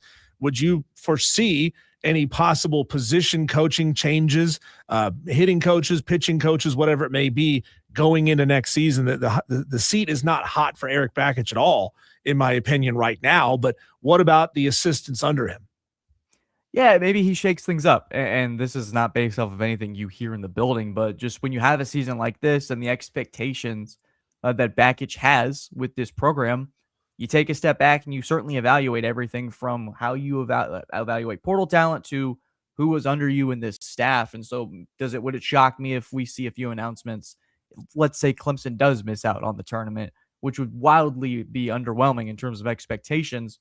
Yeah, I think changes probably are necessary. You have to reinvent the wheel of how you evaluate this. Look what Brad Brownell's doing, where you have to essentially replace an entire staff, and it looks like they're just getting started on their portal haul, which looks a little bit more similar to what you saw with that Elite Eight team. We had a sharpshooter like Cole Serta with Notre Dame. I'm sure we'll talk about that in a bit, but maybe there is a reevaluation of the wheel, reinvention of the wheel, if Clemson ultimately doesn't have a 2022-esque run where all of a sudden they're on fire and they're hosting a regional. I'm not sure this team has that kind of juice, but maybe we'll see here in a few weeks. Well, you led me there, Grayson. That was my next question. When you talk about a Notre Dame shooting guard that has transferred in over the weekend, that was big news for Brad Brownell. Obviously, with his first name, he should be a good player or a good guy, right? Tell us about Cole Serta. What Clemson fans should know about their new shooting guard? Fantastic first name, by the way. Yeah, I think that one of the top things Clemson needed to do this offseason was you needed an offensive presence in the backcourt that was proven. You had flashes from Foster. I think Buckner, he is limited until he develops a more capable jump shot. And I think at that point you have a really formidable player. But getting that veteran presence who's really battled it out in ACC play, multiple 30-point games, offensive creation was Clemson's bugaboo last year. How many times did we sit here, whether it was a blown lead or a near blown lead, where the offense just needed an extra punch or two to put games away? Most notably, or most recently, North Carolina. You're up 18, and it comes down to hoping someone misses a half-court heave at the end. I think this is the kind of player that comes in. The last time Clemson brought in a player who shot 200 threes in a season was Joe Girard. Can you get him to shoot maybe from 38% at Notre Dame last year, maybe 39 to 40, kind of that range, just a little bit of a further tick up. And I think you got something really special there and continues to add to where I'm really excited about this backcourt, guys. And I think Serta is the right piece right there that this team needed. From portal guys to recruits, they had a couple of big-time football recruits on campus this weekend. Trace Hawkins, the 4-star quarterback from Calhoun, Georgia. Caden Kraft, the 4-star quarterback from Mooresville, North Carolina. I know Caden's got a big-time list of offers. Is it you bring both in hoping that you get one of them? And then if your mind, who would Dabo most want to get of the two? Yeah, right now it's the evaluation process. And for those two, at least from what I gather, it's going to be Hawkins and Kraft, I think, is going to be a part of the equation as well. But it's going to come down to who returns for that summer camp in June, where we've seen these quarterbacks battle it out. Tate Reynolds a few years ago, notable camper, scored an offer after that. Kareem Hewley came down, camped, offered. Sort of this process sort of plays out the way it does. And so we'll see definitely these two back on campus just so Chad Morris can get that evaluation on the field, see how they react, body language stuff. Kevin Kelly will want to evaluate it. It's almost like a mini quarterback battle in itself, which is very fascinating. And that's going to be certainly one of the main storylines this summer. And so you bring him on now to get sort of the personality tests and the evaluation there, but they won't start offering till June. And that's when Sweeney's camp rolls around. And that's the coveted spot right there. And I think Clemson usually goes with 2, if not just the 1. Grayson, before I hop back to football, let's go from one green turf to the other. Is it safe to say now that there's a conversation to be had among the all-time greats from Clemson, the Lucas Glovers of the world, the Kyle Stanleys, who, Clemson's put out some pretty good golfers over the years, and that list is long. Jonathan Byrd, but now you look at the accolades of what Jacob Bridgman did while he was at Clemson, breaking some of their records, and now on the PGA Tour, getting his first win out in L.A. earlier this year, what he did making his first ever Masters appearance, and the cut. I think he T41 to finish the weekend, but I know that's a conversation that most people don't have just, on a normal Wednesday or a normal Monday, but I think there might be a case to be made for Jacob Bridgman being the best Clemson golfer ever. What do you think about that? He certainly started to stack it up, and making the cut of the Masters in the year that he's had just continues to, I think, get more comfortable out there on the tour. And man, even Bryson couldn't make the cut. It's the most mental battle for some of these guys. You watch them on Friday and you just know that they're not cut out for it. No pun intended there, but yeah, sometimes they just don't have the stuff. And so, yeah, Bridgman didn't finish in the top 10 or have this iconic moment, but making the cut in this tournament, I think, sets the foundation for him to continue to do what he's been doing. It's been incredibly impressive and a lot of fun, I think, for the Clemson community to attach itself to somebody out there that they can recognize on Augusta that's, hey, that's a Clemson guy right there doing his thing. So pretty cool stuff there. What would happen, and again, not to put the pressure on Bridgman, but there are a lot of Clemson greats. Football, specifically, you talk about the Deshaun's of the world, the Trevor Lawrences, and you talk about basketball and baseball and all the other sports out there. What would happen if Jacob Bridgman, he's so young, let's say he put together a 10, 20-year career, guys, in golf and won a major even, right? He's already got his first PGA victory.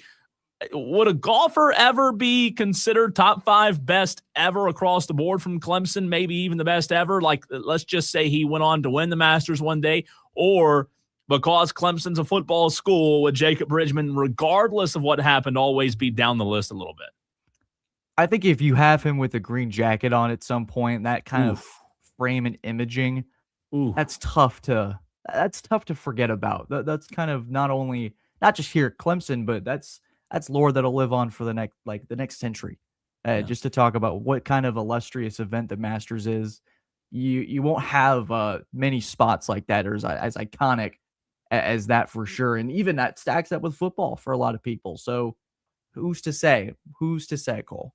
Well, there's a reason it's been almost 50 years since somebody won the Masters in their first attempt. Yeah. So you can't bag on you can't bag on Bridgman for not winning it, Jacob, in his first attempt. Look, we didn't. This news broke after we had you on last week, but we're not going to let you get away from this. Clearly, there's a lack of decorum and personal responsibility inside your organization, your Patriots organization. Not that you have to answer for Mike Vrabel's personal life, but what was your reaction, and how embarrassed were you as a Patriots fan when those photos of him and Diana Rossini came out? Just a week and a half, 2 weeks before the draft. Yeah, I don't think he's doing his press conference for the draft, but I think that was already pre-planned before the photos were released. But certainly it's very strange because the last Boston-centered coach that was caught in such a scandalous light after losing the title was Udoka, and that was 2 years ago. So It feels like there's a weird path that we're on here up in New England. It's a good thing I have my hat backwards today for a lot of reasons, but certainly a weird situation. A lot of people, I listened to a few Boston radio spots, and these reporters who are usually so crisp and so, I think, elegant with how they depict the Patriots or whatever organization they're covering. And this story gets brought up, and it's a lot of, it's just uncomfortable for these guys because of the relationship they have to maintain with Vrabel. So it's certainly it's strange, but Twitter's been on fire. I'm sure you guys have seen it. Yeah, The it's memes been good. have been incredible. Grayson, my last question for you. The NBA playoffs start this week. Is Boston a lock to be in the championship? I know there was like a stretch where Boston was really good, and then Tatum comes back, and it's like, oh, maybe, did he come back too early? And now you look at the East, you have Detroit, a couple of others that maybe could contend. With your fandom glasses off, where does Boston end the season? Yeah, I think luck's a strong word just because there's so many variables that can happen. Injuries, luck, there's so many factors.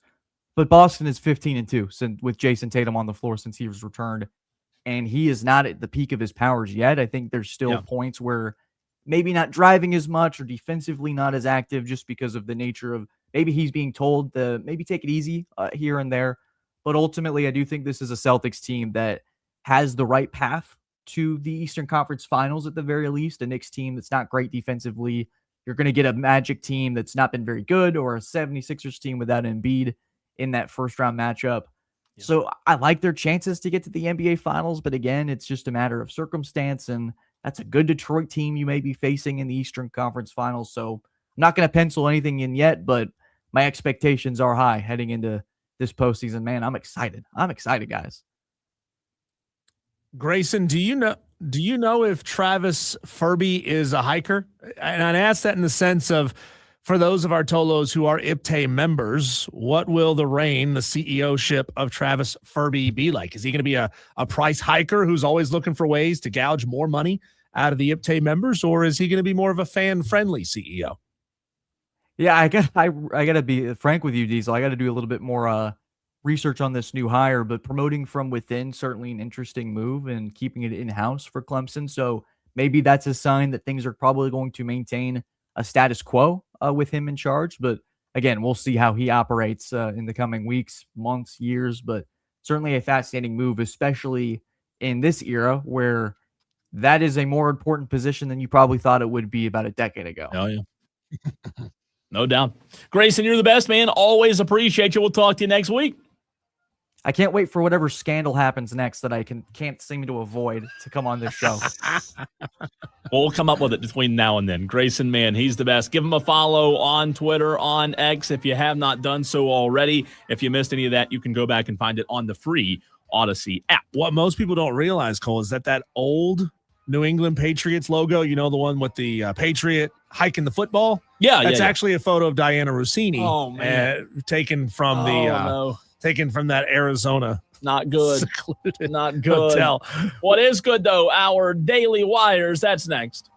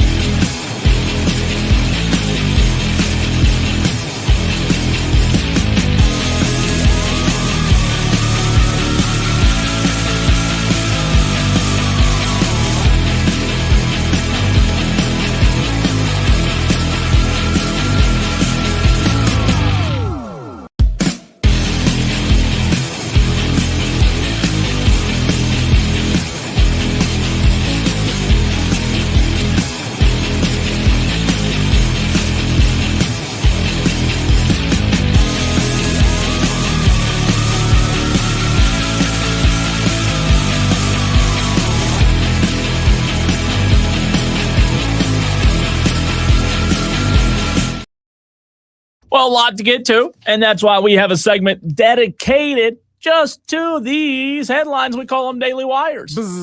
Doc Rivers out, Diesel, as head coach of the Milwaukee Bucks. Sources told ESPN on Sunday the Bucks will embark on their third head coaching search in 3 years.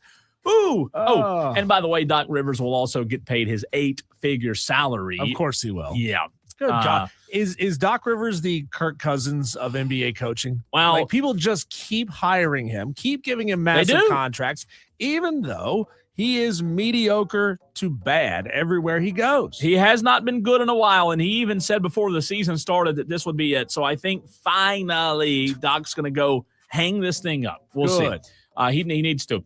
Rory McIlroy had to wait more than a decade to win the Masters, Diesel, and complete the career Grand Slam, but he only had to wait a year, 364 days, to take home a second green jacket after squandering a record 6-stroke lead in Saturday's third round. McIlroy briefly lost the lead again on Sunday before taking control on the second 9 at Augusta to become the first back-to-back Masters champion since Tiger Woods in 01 and 02 in the 4th overall. How about that? I bet Tiger is flipping over in his hotel bed, cheering for Rory McIlroy. I didn't think you were going to say hotel bed, but okay. I don't know if he's dead. What do you mean? No, he's flipping over in his car. Okay. Well, yeah. He's flipping something. He's flipping all right. I don't know. Good for you, Rory. It took him 17 tries total to win one and 18 tries to win a second. Good things come to those who wait, he said. Cooper Flagg's rookie season ended early because of a sprained left ankle Sunday. Flagg, the number 1 pick and Rookie of the Year favorite, sustained the injury early in the second quarter of Dallas's 149-128 win in their regular season finale against the Chicago Bulls. Is there any defense in that game? 149 points, and we're not being like, oh, my God, that's insane. No, it's just normal. Run of the mill. Scotty Scheffler did something incredible over the weekend, even though he finished a runner-up. Listen to this. Something that has not happened, Diesel, since 1942, a bogey-free weekend. Are you kidding me? And they didn't win the Masters? Did they have bogeys in 42? I don't know. You know, it was right about that time. Didn't they put the 3-point line in college basketball? Maybe they didn't have bogeys. You would think if I would have told you that on Wednesday, you'd say, yeah, Scotty probably will win. Yeah. Probably. Yeah, what a comeback round for him. And nobody's talking about it. No, didn't win. There is only one team, ladies and gentlemen, in the MLB that has not lost a series, and that team is the Atlanta Braves. Hey. We'll talk more about them coming up at 5:20, but the Braves took 2 of 3 from the Guardians over the weekend. Now 10-6 on the season. The Braves defeated the Guardians 13-1 on Sunday. Grant Holmes on the mound tonight as the Braves host the Miami Marlins at 7:15. The power of the mullet compels you. Yeah. Fingers crossed. We need them tonight. The Braves have been so good. We'll talk about it at 5:20. Tolo's a big reminder, 10 minutes from right now, Overreaction Monday. We want to hear what your overreaction is. 844-326-3663. 10-minute warning on the Overreaction Monday. In case you missed it late last week, Diesel, Tolo's Burns running back Trey Segura has narrowed his college search down to 5 schools. Indiana, South Carolina, Penn State, Tennessee, and Stanford are his top 5. He is ranked by 247 Sports as the nation's 5th best running back, and no Clemson in that top 5, if you noticed there, Diesel. Stanford might be a bit of a mistake. Then again, it's a Stanford education. Yeah, and NIL. I'm sure Stanford has a lot of NIL, right? Yeah, he's not going to Stanford. You don't think? No. You don't think? No. NIL, baby. If he goes to Stanford, he'll transfer out. Top 5. Eric Bakich and the Clemson Tigers now 23-14 on the season, 5-10 in the ACC after the Tigers lost 2 of 3 over the weekend to UNC. Clemson will play at Charlotte tomorrow night. The Gamecocks 5-10 in the conference, just like the Tigers.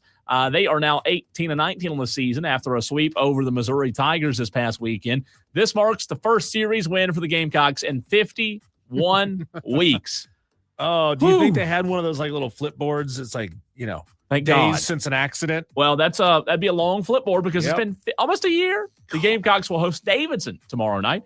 A caller brought it up earlier in the show. I believe it was Matt from Ohio.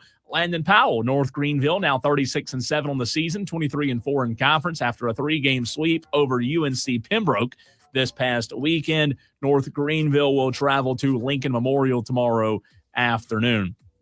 In Frisco, Dallas Cowboys safety Marquise Bell has been arrested and charged with possession of a controlled substance and marijuana. according to Collin County Jail records. The arrest was made on Friday. The possession of a controlled substance is a felony, while the marijuana possession is a Class B misdemeanor. Either way, it's not good. Not good. No, it's not. Former NFL wide receiver Ted Ginn Jr., former Panther, was charged with driving while intoxicated in Tarrant County, Texas on Saturday. Ginn, who is now the coach of the UFL's Columbus Aviators, was booked on Saturday according to Tarrant County Sheriff's Department records and was later released after posting $1,000 bond. I didn't know both Ted Ginn and Marquise Bell went to the University of Georgia. Yeah, driving with drugs and stuff in the car. Don't do that. They've learned a lot. The Charlotte Hornets back in action tomorrow. Play in. They're favored by 5.5 as they host the Miami Heat. This is the 5 versus the 10. A big matchup tomorrow as the Hornets are at home right here in the Carolinas for a postseason game. The 9-10 is one and done, right? 9 and 10. It's single elimination. Yes. That's what I made to say. It's single elimination. If they lose, the season's over. Bye-bye 20-game football schedule. X-Account Bleed Tech Blue has learned that La Tech, Diesel, and Conference USA have reached an agreement. You talked about this earlier. Does this mean no more double scheduling? No, they're not going to play a double schedule. They're not going to have the JV team go play in the Sun Belt and have the varsity team playing in Conference USA. Our long national nightmare is over, and their season just got cut in half. How about that? Tomorrow, last one for you, is a big show. Why? Well, every Tuesday, every day's a big show, but tomorrow is show number 500, Diesel, for Wire to Wire. How about that? To celebrate, we are doing nothing. Yeah, just nothing. normal day. Show. Normal day. That's what we do. We don't do it. That's what we do. That's what we do. Those are your daily wires. Well, what we do every Monday at this time, 7 minutes from now, we open up the phone lines, Tolos. It's Overreaction Monday. Your chance to call in at 844-326-3663. Sound off about something you saw this weekend in sports. It's got you in a little bit of a tizzy. Call in. We'll talk about it next.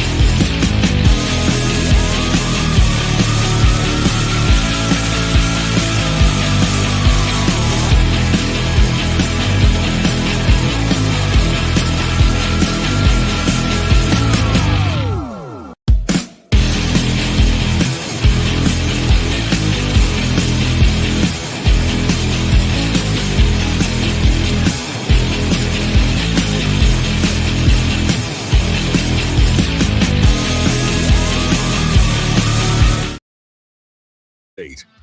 What's that old saying called imitation is the sincerest form of flattery?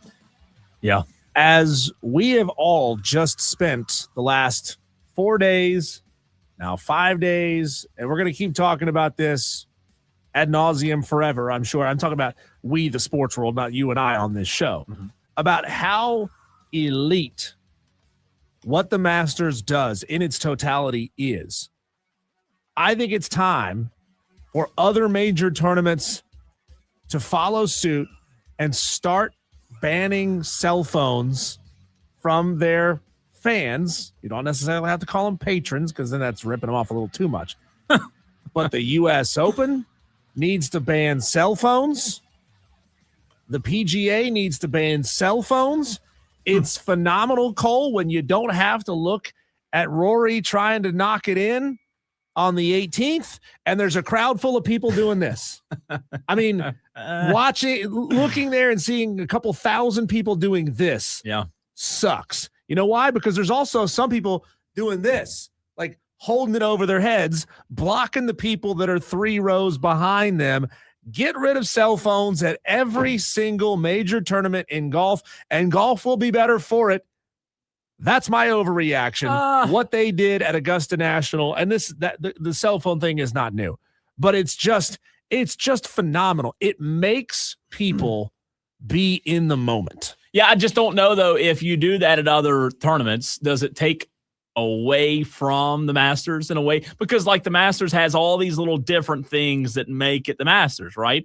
And now you're starting to see like influencers and Jason Kelsey and we don't Kevin need that Hart, either. right? I'm with you.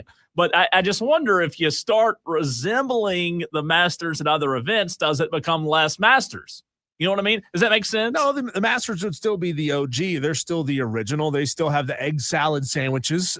Speaking of which, I think one of the low-key stars of the weekend was that guy wearing the egg salad hat that everybody was he everywhere? That's great. It was phenomenal. I wish I had one. I would wear it. The Masters is still special because it's early in the season. First it one signifies the changing into spring, the azaleas and all that, and Pinehurst and Valhalla and all these other courses that they play, they're amazing, but they're not Augusta National.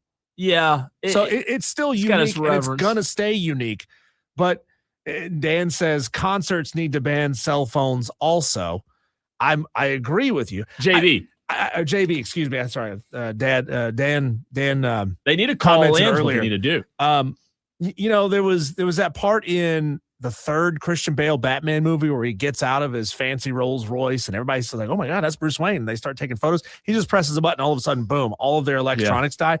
I wish that we could do that at concerts and at sporting events because I hate being stuck behind the person that just wants to record the whole damn thing. Like your 6 followers on TikTok are really into watching you hold up a cell phone. What the hell are we doing? Yeah, look, I don't have a strong opinion either way. Like I am guilty of being the cell phone guy a lot. I love memories. I love looking back at things. So I do see what you're saying though. Like I probably am going to land in the middle of this one, Diesel.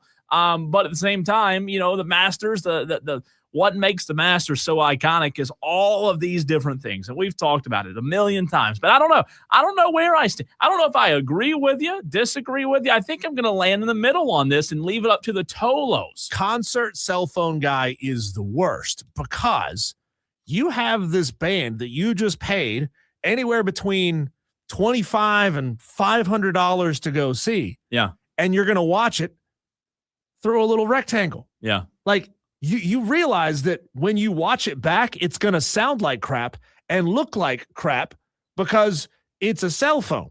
Oh, yeah. Your eyes right here are in HD. You're watching it live in person. I will say, though. And I see those people who don't even look at the band. They look at their phone the whole time. It's insane. I'm totally for banning cell phones. So I will say, the only thing I'd push back on is I love, like my favorite concert I've ever been to in my entire life was Kid Rock in Dallas, Texas. And I love looking back at those videos. We had so much fun that night, and I literally look at them maybe once a month. I loved it. It was the most fun. And without that memory, Diesel, of me having those videos of me and my friends at the concert, I don't know that I could relive it. So you don't remember the concert? I do remember the concert, but you remember certain songs and what you were doing. I love looking back on memories. I love taking I take pictures everywhere I go. I just think it's more valuable to hold the memory in your mind and in your heart. No, you don't. Not if you're really in the show. Yeah, but you remember going to the show. You just don't remember everything. Like, for example, I went to an Eric Church concert last Friday. I don't remember every song Eric Church sang. I've already forgotten. It was 2 Fridays. I've already forgotten what. But if I have videos, which I do, I can go back and say, oh, man, that was such a good song. Oh, look at my buddy being. You take vertical or horizontal videos? Most of the time, horizontal, but depending. Okay, so you still got that going for you. Yeah, well, depending on what it is. Like, now, everything now is going more vertical with TikTok and Reels. It's all vertical. So it used to be only horizontal, right? Yeah. All right, I've got an overreaction too. We'll get to that in just a few minutes. I think you and the Tolos will have some fun with that. First, let's go to the phone lines. 844-326-3663. Diesel batting leadoff. Tom in Somerville. I cannot wait to hear what Tom's overreaction is. What's up, Tom?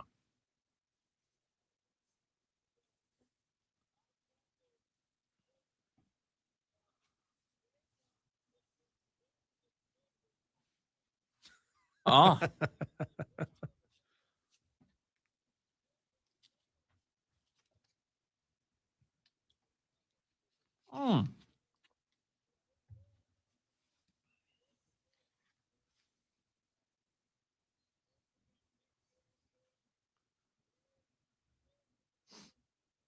Yeah.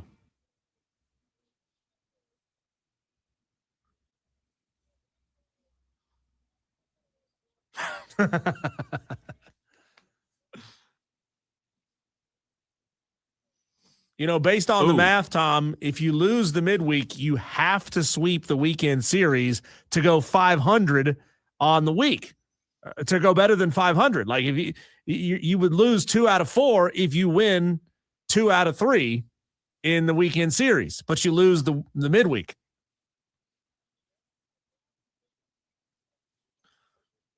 Hey, it took me a while to figure that out too. Hey, Tom, let me ask you this question. Diesel asked me this earlier in the show. Is there a scenario, and be realistic here, I know it's hard for you to be realistic. Is there a scenario, a window, a door, something where Monty Lee could coach his way into being the head coach next year?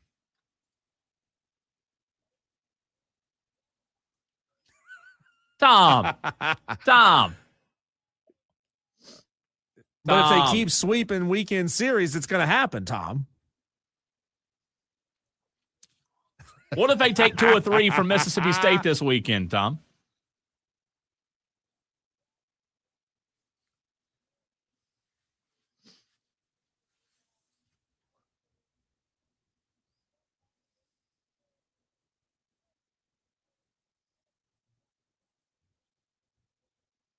Yeah. Okay. Cleaning house. God, that's tough. That's really tough. Tom, I don't know. I think you're right ultimately. So I guess in summary, Gamecock fans are pulling for your team to lose so that but if you win, he might be the coach.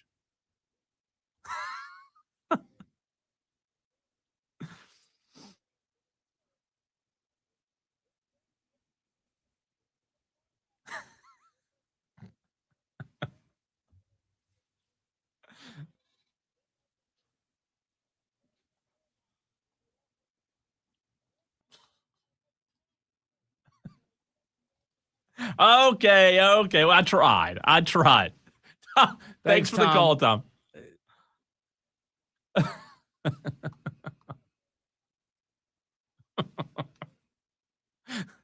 Thanks, Tom. Oh, gosh. Here's what happens, Cole.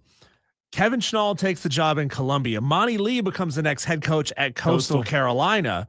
And then when Coastal beats South Carolina in a midweek, Oh, God. Monty Lee says, you know what? I endorse Kevin Schnall. I think he's a great coach. That would be the wildest thing ever. That would be the wildest thing ever. That's good stuff, though, Tom. Appreciate the phone call as always. Dan B is up next before I get to my overreaction on the Overreaction Monday. What do you say, Dan?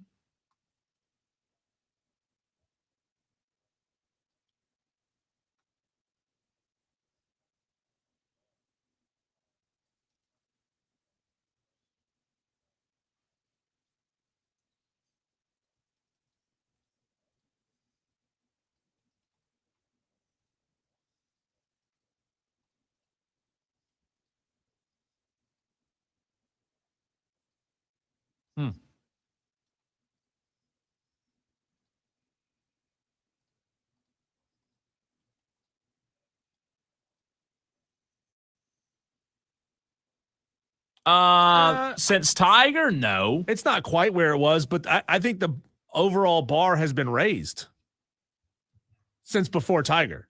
Yeah, of course. Of course. I mean, think about where golf is in its popularity now compared to, call it, the early 90s before the Tiger effect happened. I mean, it's definitely bigger and better off now.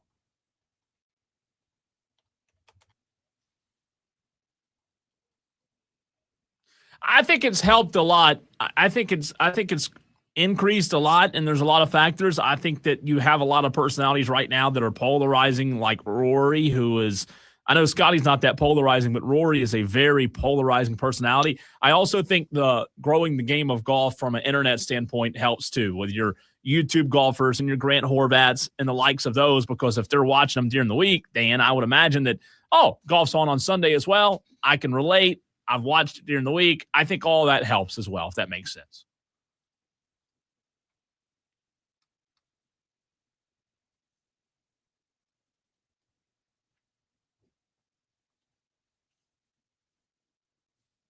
Yeah.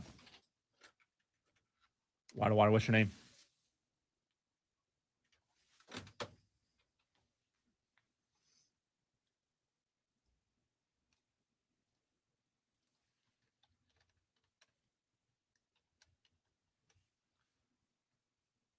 Yeah.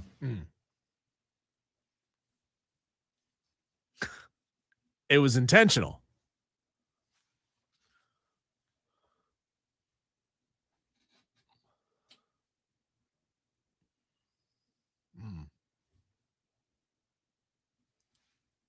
Well, that's not just a NASCAR problem. That's a problem. That's every major stadium. And you go to a high school football game, you can't get you service. put 80,000 people on one tower, it's just not going to work. Yeah. All right. Yeah, it's bad. College, I'm telling you, high school is bad. It's bad. Like Diesel said, when you get all those phones. It is interesting though. Dan, thanks for the phone call. Dan. Cole, aren't all those little tiger paw, the orange tiger paw things that are sticking up above the top row of seats at Clemson, aren't all those little Wi-Fi repeaters? No.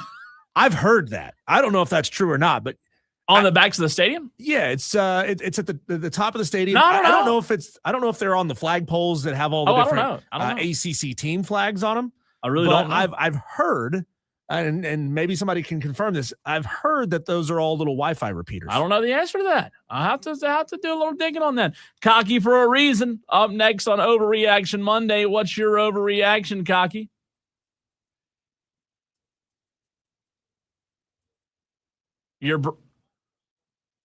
It sounds like you're going through the apocalypse. You're breaking up real bad, Cocky. Speaking of bad service. What did you tell him to do himself? That's better. Much better. Go. Yeah.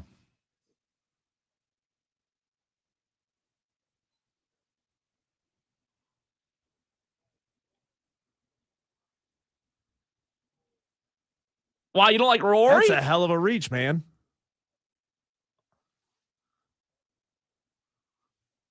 Oh, okay. Gotcha. Oh, okay. So what do you have beef with Rory? I mean, there's a lot of people out there on Facebook. I saw it too. There's a lot of people that don't like Rory. I don't know why. Why?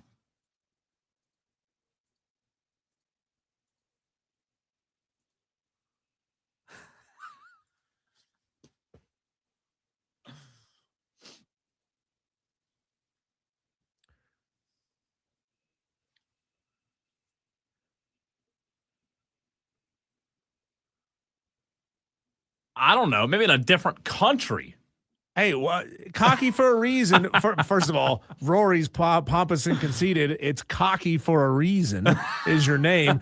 Didn't you post photos of yourself hanging out in a hot tub eating steak over the weekend? Dear God. Okay. Come on. And Rory's pompous and conceited. So how given the team is you're cocky for no reason. How are the steaks, cocky?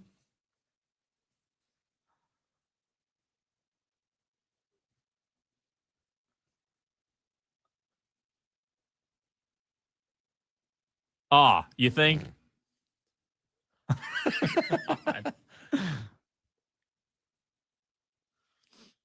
Took 4 hours.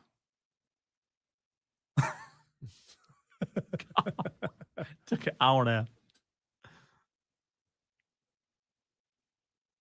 I saw that. I've never seen that before. Interesting. So what did the blueberries do?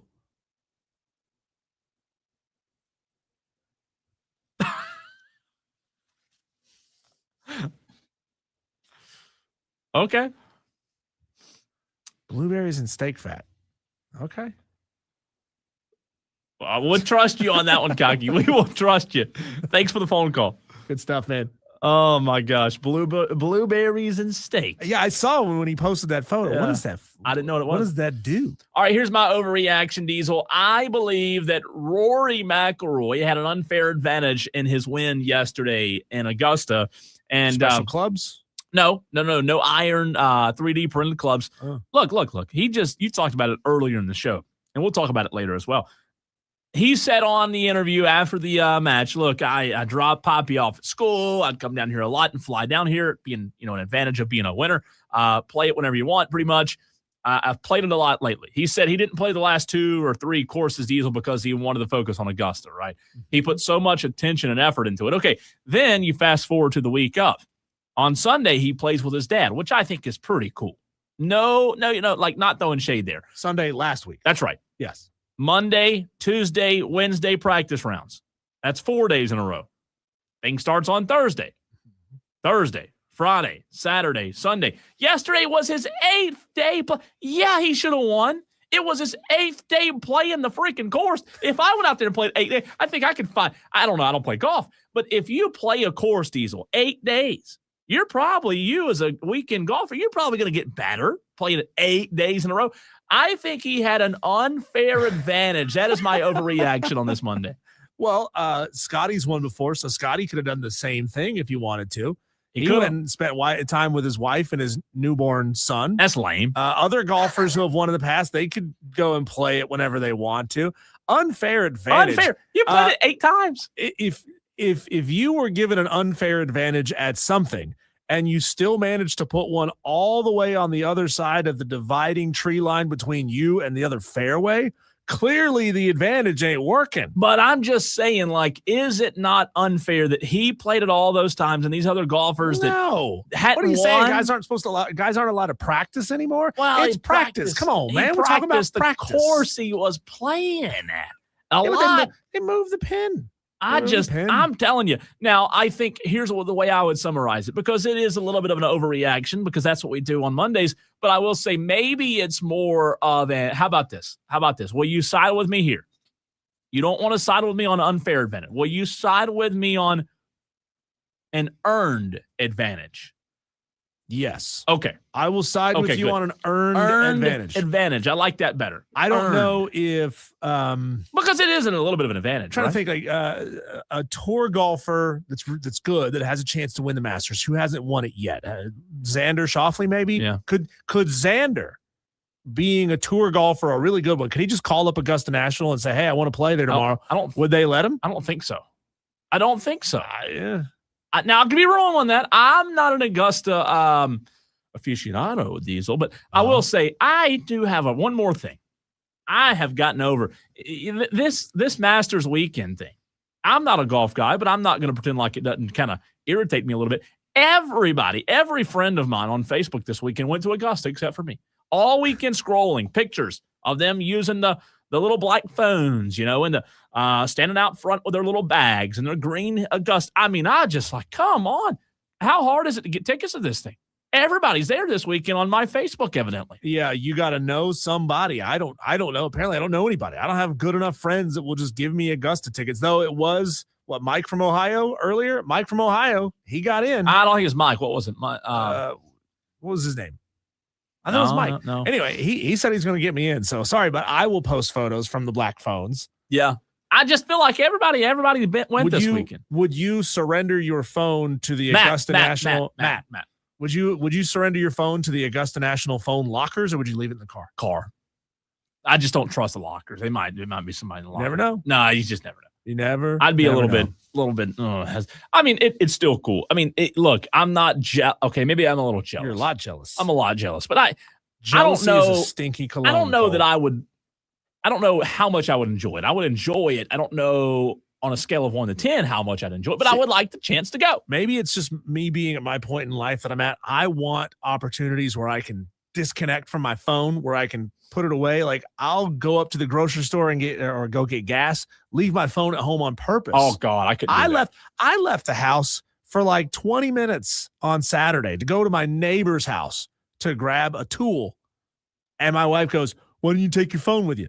I'm like, because you were using it to listen to music. I left it here so that you could listen to music. She goes, "You got to take your phone with you." Why? You got to. I'm like 100 yards down the road. You're an old man. I don't need to have my phone. You're an old man. I can't go anywhere without my. I'm telling you, it's not. You're an addict. You're a tech addict. It's bad. It's not proud. I'm not proud to say it, but I don't go anywhere with that. So then leave it at home. Once you get away from it, man, come on. No. It's great. No. You need to get into camping or something is what you need to do. I mean, you go out there and disconnect. I don't like camping because I need to be doing something. Oh, yeah. And camping is just sitting around. Yeah, building fires. Once you get tent set up and your everything going, you just sit around, and that's not fun. All right, Diesel, let's get into it. The Atlanta Braves have been really good, and they are the only team in Major League Baseball to not lose. Wait, what? That's right. That's right. That's a big accolade, right? Why have the Braves been so good? What has made the Braves this good in the start for 2026? It's been fun.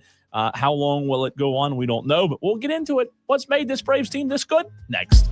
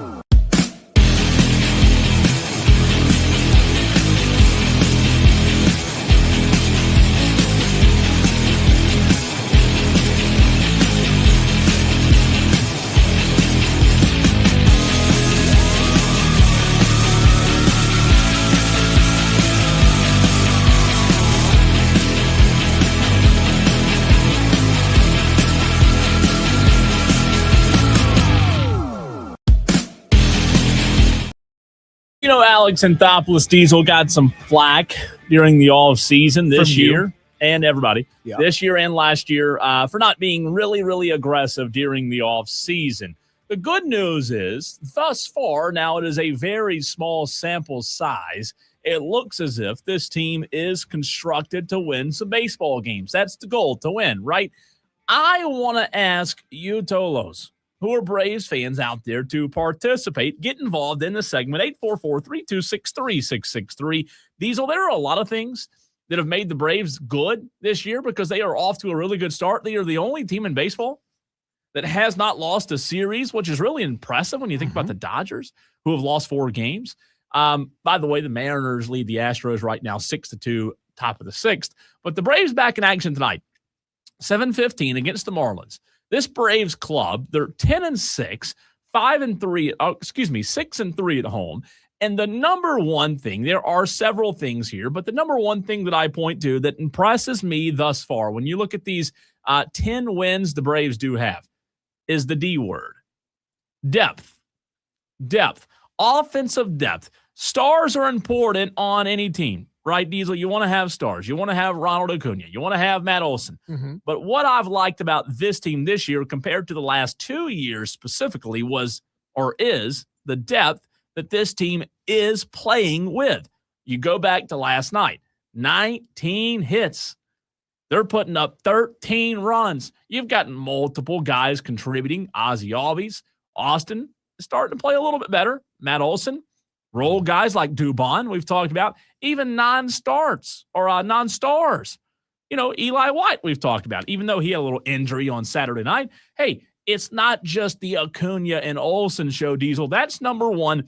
The number one thing. The whole team is getting it done. I like the depth I've seen from this Braves team thus far. I am a huge fan of the way they keep finding ways to win games and to put guys on base. I mean, obviously we've talked about this. They just keep putting little blooper shots out there into kind of that no man's land over the outside edge of the infield, still short for the outfielders to come in and field it. And, it turns into doubles. It turns into, opportunities to bring guys around and score some RBIs. This team is just, they're the best right now at finding ways to win. As a matter of fact, they are now sitting 3rd in team batting average, 2nd in pitching wins, 2nd in home runs, 1st in ERA from pitchers. They are 2nd in RBIs, not in the top 5 of saves, but that's a good thing. You don't want to be in the top 5 of that category. They're hitting the ball well. They're fielding the ball well. They're pitching the ball well. Everybody's staying relatively healthy. Everything's going well. Knock on wood. Right. And hopefully the Braves team, like I've said from the very beginning of the season, can keep their head above water. So number one, I've been most impressed with their depth. I've said for many years now, 2 or 3 years, that the Braves' problem has been the guys who are getting paid the most money aren't producing on this Braves team. They're just not consistently producing. I like seeing the stars, but I also like seeing guys like Dubon step up, and that's big. Now, number 2, I think this is, look, it's a team game. We know that, but this is just too big not to highlight. Drake Baldwin has just been ridiculous for the Atlanta Braves this year. He is 4th in the MLB in home runs. He is tearing the cover off the ball. He's only let's see, his age just escaped me. I had it pulled up. He's only, 25 years old. He's only 25 years old. He's a young guy. And this season thus far, Diesel, he has 20 hits, 15 runs, 2 doubles, 5 home runs, 17 RBIs, a batting average right now of .303, OPS right now of .930. Drake Baldwin's one of the best players, not only on the Braves, but Drake Baldwin, Diesel's one of the best players in baseball. Yeah. And this guy, look, I know that he might not bat .303 all season long, but when you add the depth and the consistency that I talked about a minute ago, plus you get a guy like Drake Baldwin step up with this elite type of play, This is what you expect from young guys who are trying to come into the league, make a name for themselves. And boy, Drake Baldwin's making a name for himself. Quickly becoming a superstar. Last year, 111 hits. He had, 18 doubles, 3 triples, 19 home runs, 80 RBIs. He was getting good walks over the course of the season, didn't strike out that much. Average of 275, slugging percentage of 469. This guy is setting himself up to be a superstar. He is, and he didn't have a good game last night. I think last night was his first game that he didn't play well. I think he was like 0 for 5, if I remember correctly. So you're going to have that, obviously, in baseball, but he's playing really well. Born in Madison, Wisconsin. He is becoming a fan favorite for these Atlanta Braves. So I love the depth, the consistency from the depth. I love what Drake Baldwin's doing, but I also think number 3, the pitching has been way better than expected. Even with some guys being out, Diesel, you mentioned an ERA number there a minute ago. I think they were, at last I looked, around 2.20 as a staff ERA, which is a major improvement. That'll put you at the top of baseball. Chris Sale's already got 2 or 3 wins. The bullpen's been effective closing games. I don't think it's the best bullpen ever, but I think they've been effective enough. Pitching was a huge question mark for this Braves team, Diesel, coming into the season. Yeah. And so far, you know what's wild? What was a question mark coming into the season is now one of their biggest strengths. Now, it's early. It's so early. But when you look at the pitching for the Atlanta Braves, I think you said it, they're near the top of the MLB. Yeah, they have the number 1 team ERA in the league. Yep. Just ahead of the New York Yankees, who they keep finding ways, inventing ways to lose baseball games. I was listening to a show earlier today. They were talking about the Yankees, not to take us too far off course here, but there was a play at second where the second baseman didn't know the force out rule. Mm-hmm. And he threw to first, right, thinking that, I don't know what he was thinking, but the Yankees keep finding ways to lose ball games. We're not talking about them. We're talking about the Braves. The Braves, I'm looking now. Let's see here. Yeah, I mean, you look at the team ERA, they're up there. I mean, they're just absolutely hitting their spots. I'm looking at some advanced metrics right now, and this Braves team, they're not like the roster, the bullpen. There's not a bunch of wow you kind of guys, but you look at the consistency they've had, and Chris Sale's a big part of it if he stays healthy. I think this Braves team, and I know Tom's overreaction a minute ago was like, hey, this Braves team is going to win a World Series. But when you look at this team ERA where it's at, you do hope to get guys back. It's not just 1 or 2 guys either. That's what I'm looking at now. I'm looking at these pitching stats. It's not just 1 or 2 guys, Diesel. We don't have, the Braves don't have the best pitchers in the league. Bryce Elder's been really good. I think Bryce Elder somewhere hovering around a 1-something ERA. He's been good, but the team ERA, and that's something I find interesting. They're just good as a unit right now, and that's the bullpen, that's the starters, everybody included in that, obviously. And that's a good Guardians team they beat. That's a good Guardians team. So I think they're playing with a lot of confidence. They've got a bunch of guys who are just stepping up. You put 12, 15-plus hits up in a game on a Sunday night to win the series, that's huge. And going back to what I said earlier in the show, they're the only team that hasn't lost a series. The fact that this team, Diesel, is not just like winning some games here and there, I think you and I would have a lot different feeling if they were just winning games here and there. They're not just winning some games. They're winning series, and that's so important. Tonight's going to be tough. It's a division game. I don't care that the Marlins are 500 on the season. They're horrible on the road, by the way. The Marlins are. They're 1-5. But the Braves, a division opponent, you got to go out there and take care of business. And you mentioned the long-haired hippie Grant Holmes on the mound tonight. Atlanta Braves take care of business tonight. All of a sudden, you look up in May.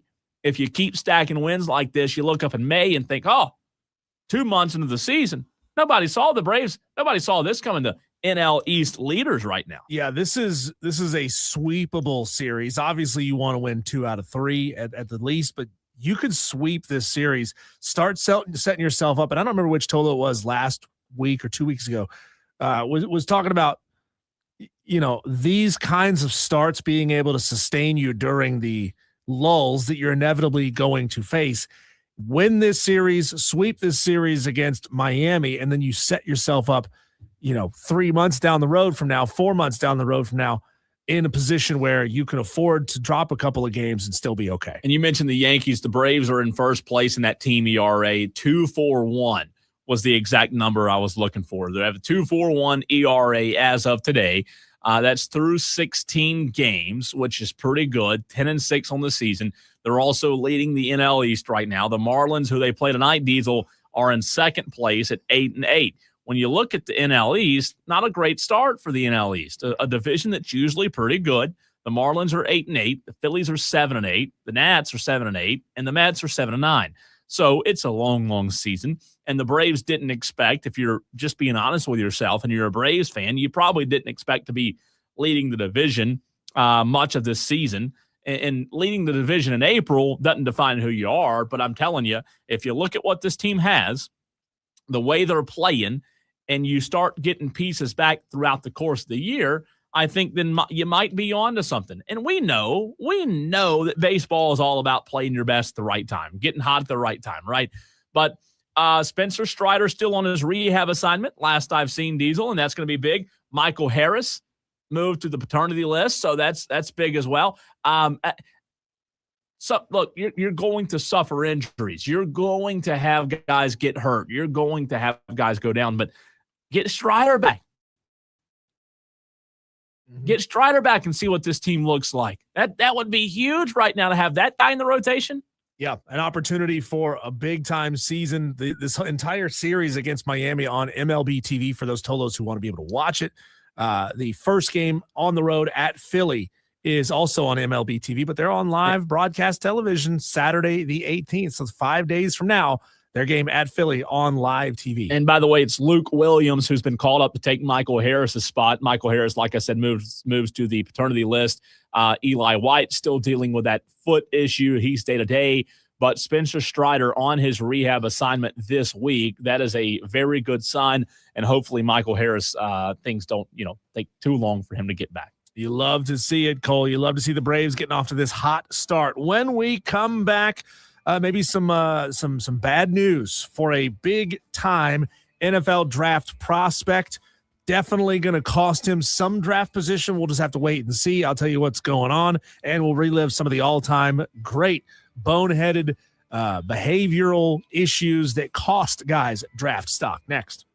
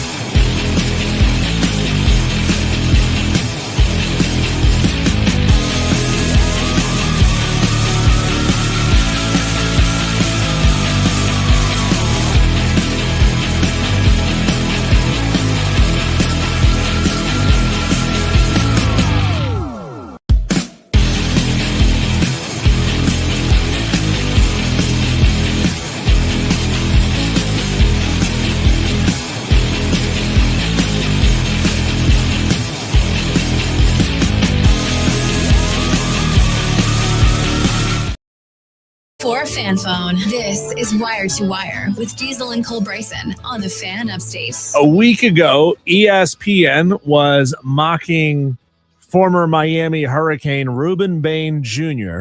as the number 8 overall pick to the New Orleans Saints. Since then, Cole, a lot of reporting has started to come out about Ruben Bain's car crash in 2024, in which a passenger in his car died after his car with 3 other people in it crashed at 4 a.m. local time on I-95 northbound in Miami. He rear-ended another vehicle, veered into a concrete barrier, ricocheted into another barrier before coming to rest on the shoulder of a highway. One of his passengers died in the crash. Destiny Betts died in the crash. Now, this information is obviously close to 2 years old, the crash itself. But the reporting, now that this reporting is coming out, what are we, 10 days away now? 10 days from today. From the draft? Yeah. This is not good. When this kind of information comes out about NFL draft prospects right before the draft, it almost always costs these guys draft stock. Yeah, and first of all, number one, you hate it for the person's family and the person that did pass away. Obviously, that's first and foremost. That's tragic that somebody lost their life. Mm-hmm. But number two, I would say if you're a GM, you have to look at it. Does it completely change your mind on Ruben Bain, who's a really good football player? I don't know. I think that in order to be able to answer the question, Diesel, on if it changes your mind, you have to know what went on. You have to know the details. You also need to know what has happened since then. Was this a one-off? Was it a mistake? Or is this something that we're seeing every few months? Is it a regular occurrence for Ruben Bain Jr.? I hate it for him. Obviously, don't hate it for him as much as I hate it for the person that died. But it is tragic that, let me use a different word, it's unfortunate for him. What were the circumstances behind the cause of the crash? Was he driving too fast? I'd have to know everything, man. I'd have to know everything. But where I'm going with this is, think of all the different instances where elite players have had less than positive news come out about them right before the draft. Oh, yeah. It always costs them. It does. Laramie Tunsil, a night before the NFL draft, video surfaced of Laramie Tunsil smoking weed out of a gas mask bong. Yeah. He fell from top 3 to number 13. Now, he still went on to have a phenomenal career. He made Pro Bowls, but it cost him some money right out of the gate. No, I'm with you.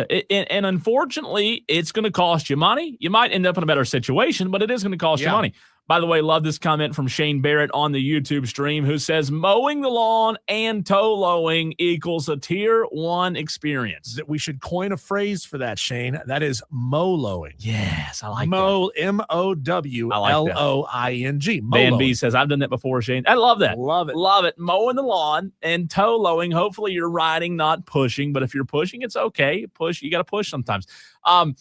Look, Ruben Bain's a really good player.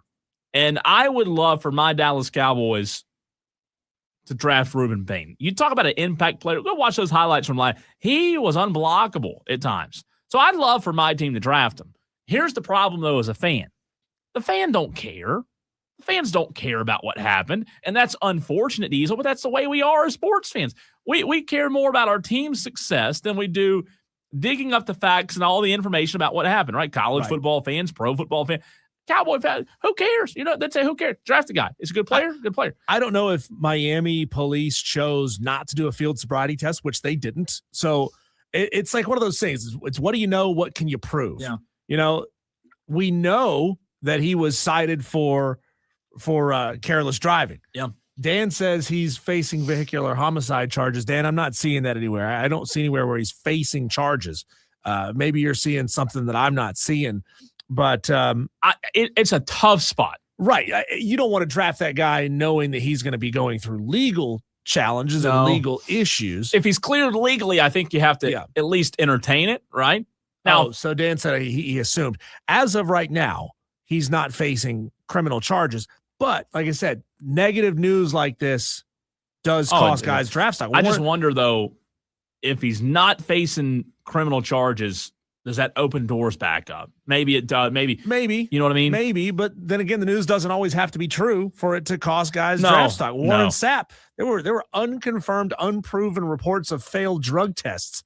He slid from top 5 to number 12. He went to Tampa and obviously worked out pretty well for him in Tampa. Yeah. You know, Randy Moss. People said, oh, he's got character issues. He's not good to have in your locker room. Mm-hmm. He fell all the way to the Vikings. Pretty number good player. 21. Had himself a solid, not solid. That's an understatement. An amazing career in the NFL. So like you said, it can be a blessing in disguise because it puts you on a slightly better team. It costs you money. I would say this. I think it's an incredibly tough spot to be in if you're the GM or you're the director of player personnel because you don't know.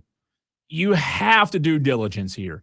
I'm a believer. I'm a big believer in people getting a second chance. And look, that is tragic. That's horrible. What that person who lost their life and their family has to go through now. Does that mean I think they should just not allow Ruben Bain to play in the NFL? No, I think the guy should get a second chance. Hopefully he's learned, and we all make mistakes, and we have a choice, Diesel, to repeat those mistakes or learn from those mistakes, right? And I hope that the guy has learned. I think it's an incredibly tough spot, but like you said, the fact of the matter is he will drop. There's no doubt about that. Yeah. He will fall to somebody, and somebody might get a heck of a football player because of that. Shane Barrett says Moloing equals GOAT term. Should have thought of that. And I am pushing, but I'm getting my steps in. I like that. There Molo. you go. I like it. Tolos, let's dive back into the golf conversation for the brand new audience at 6 p.m. Did you watch yesterday? Did that putt go in? We'll talk about it next.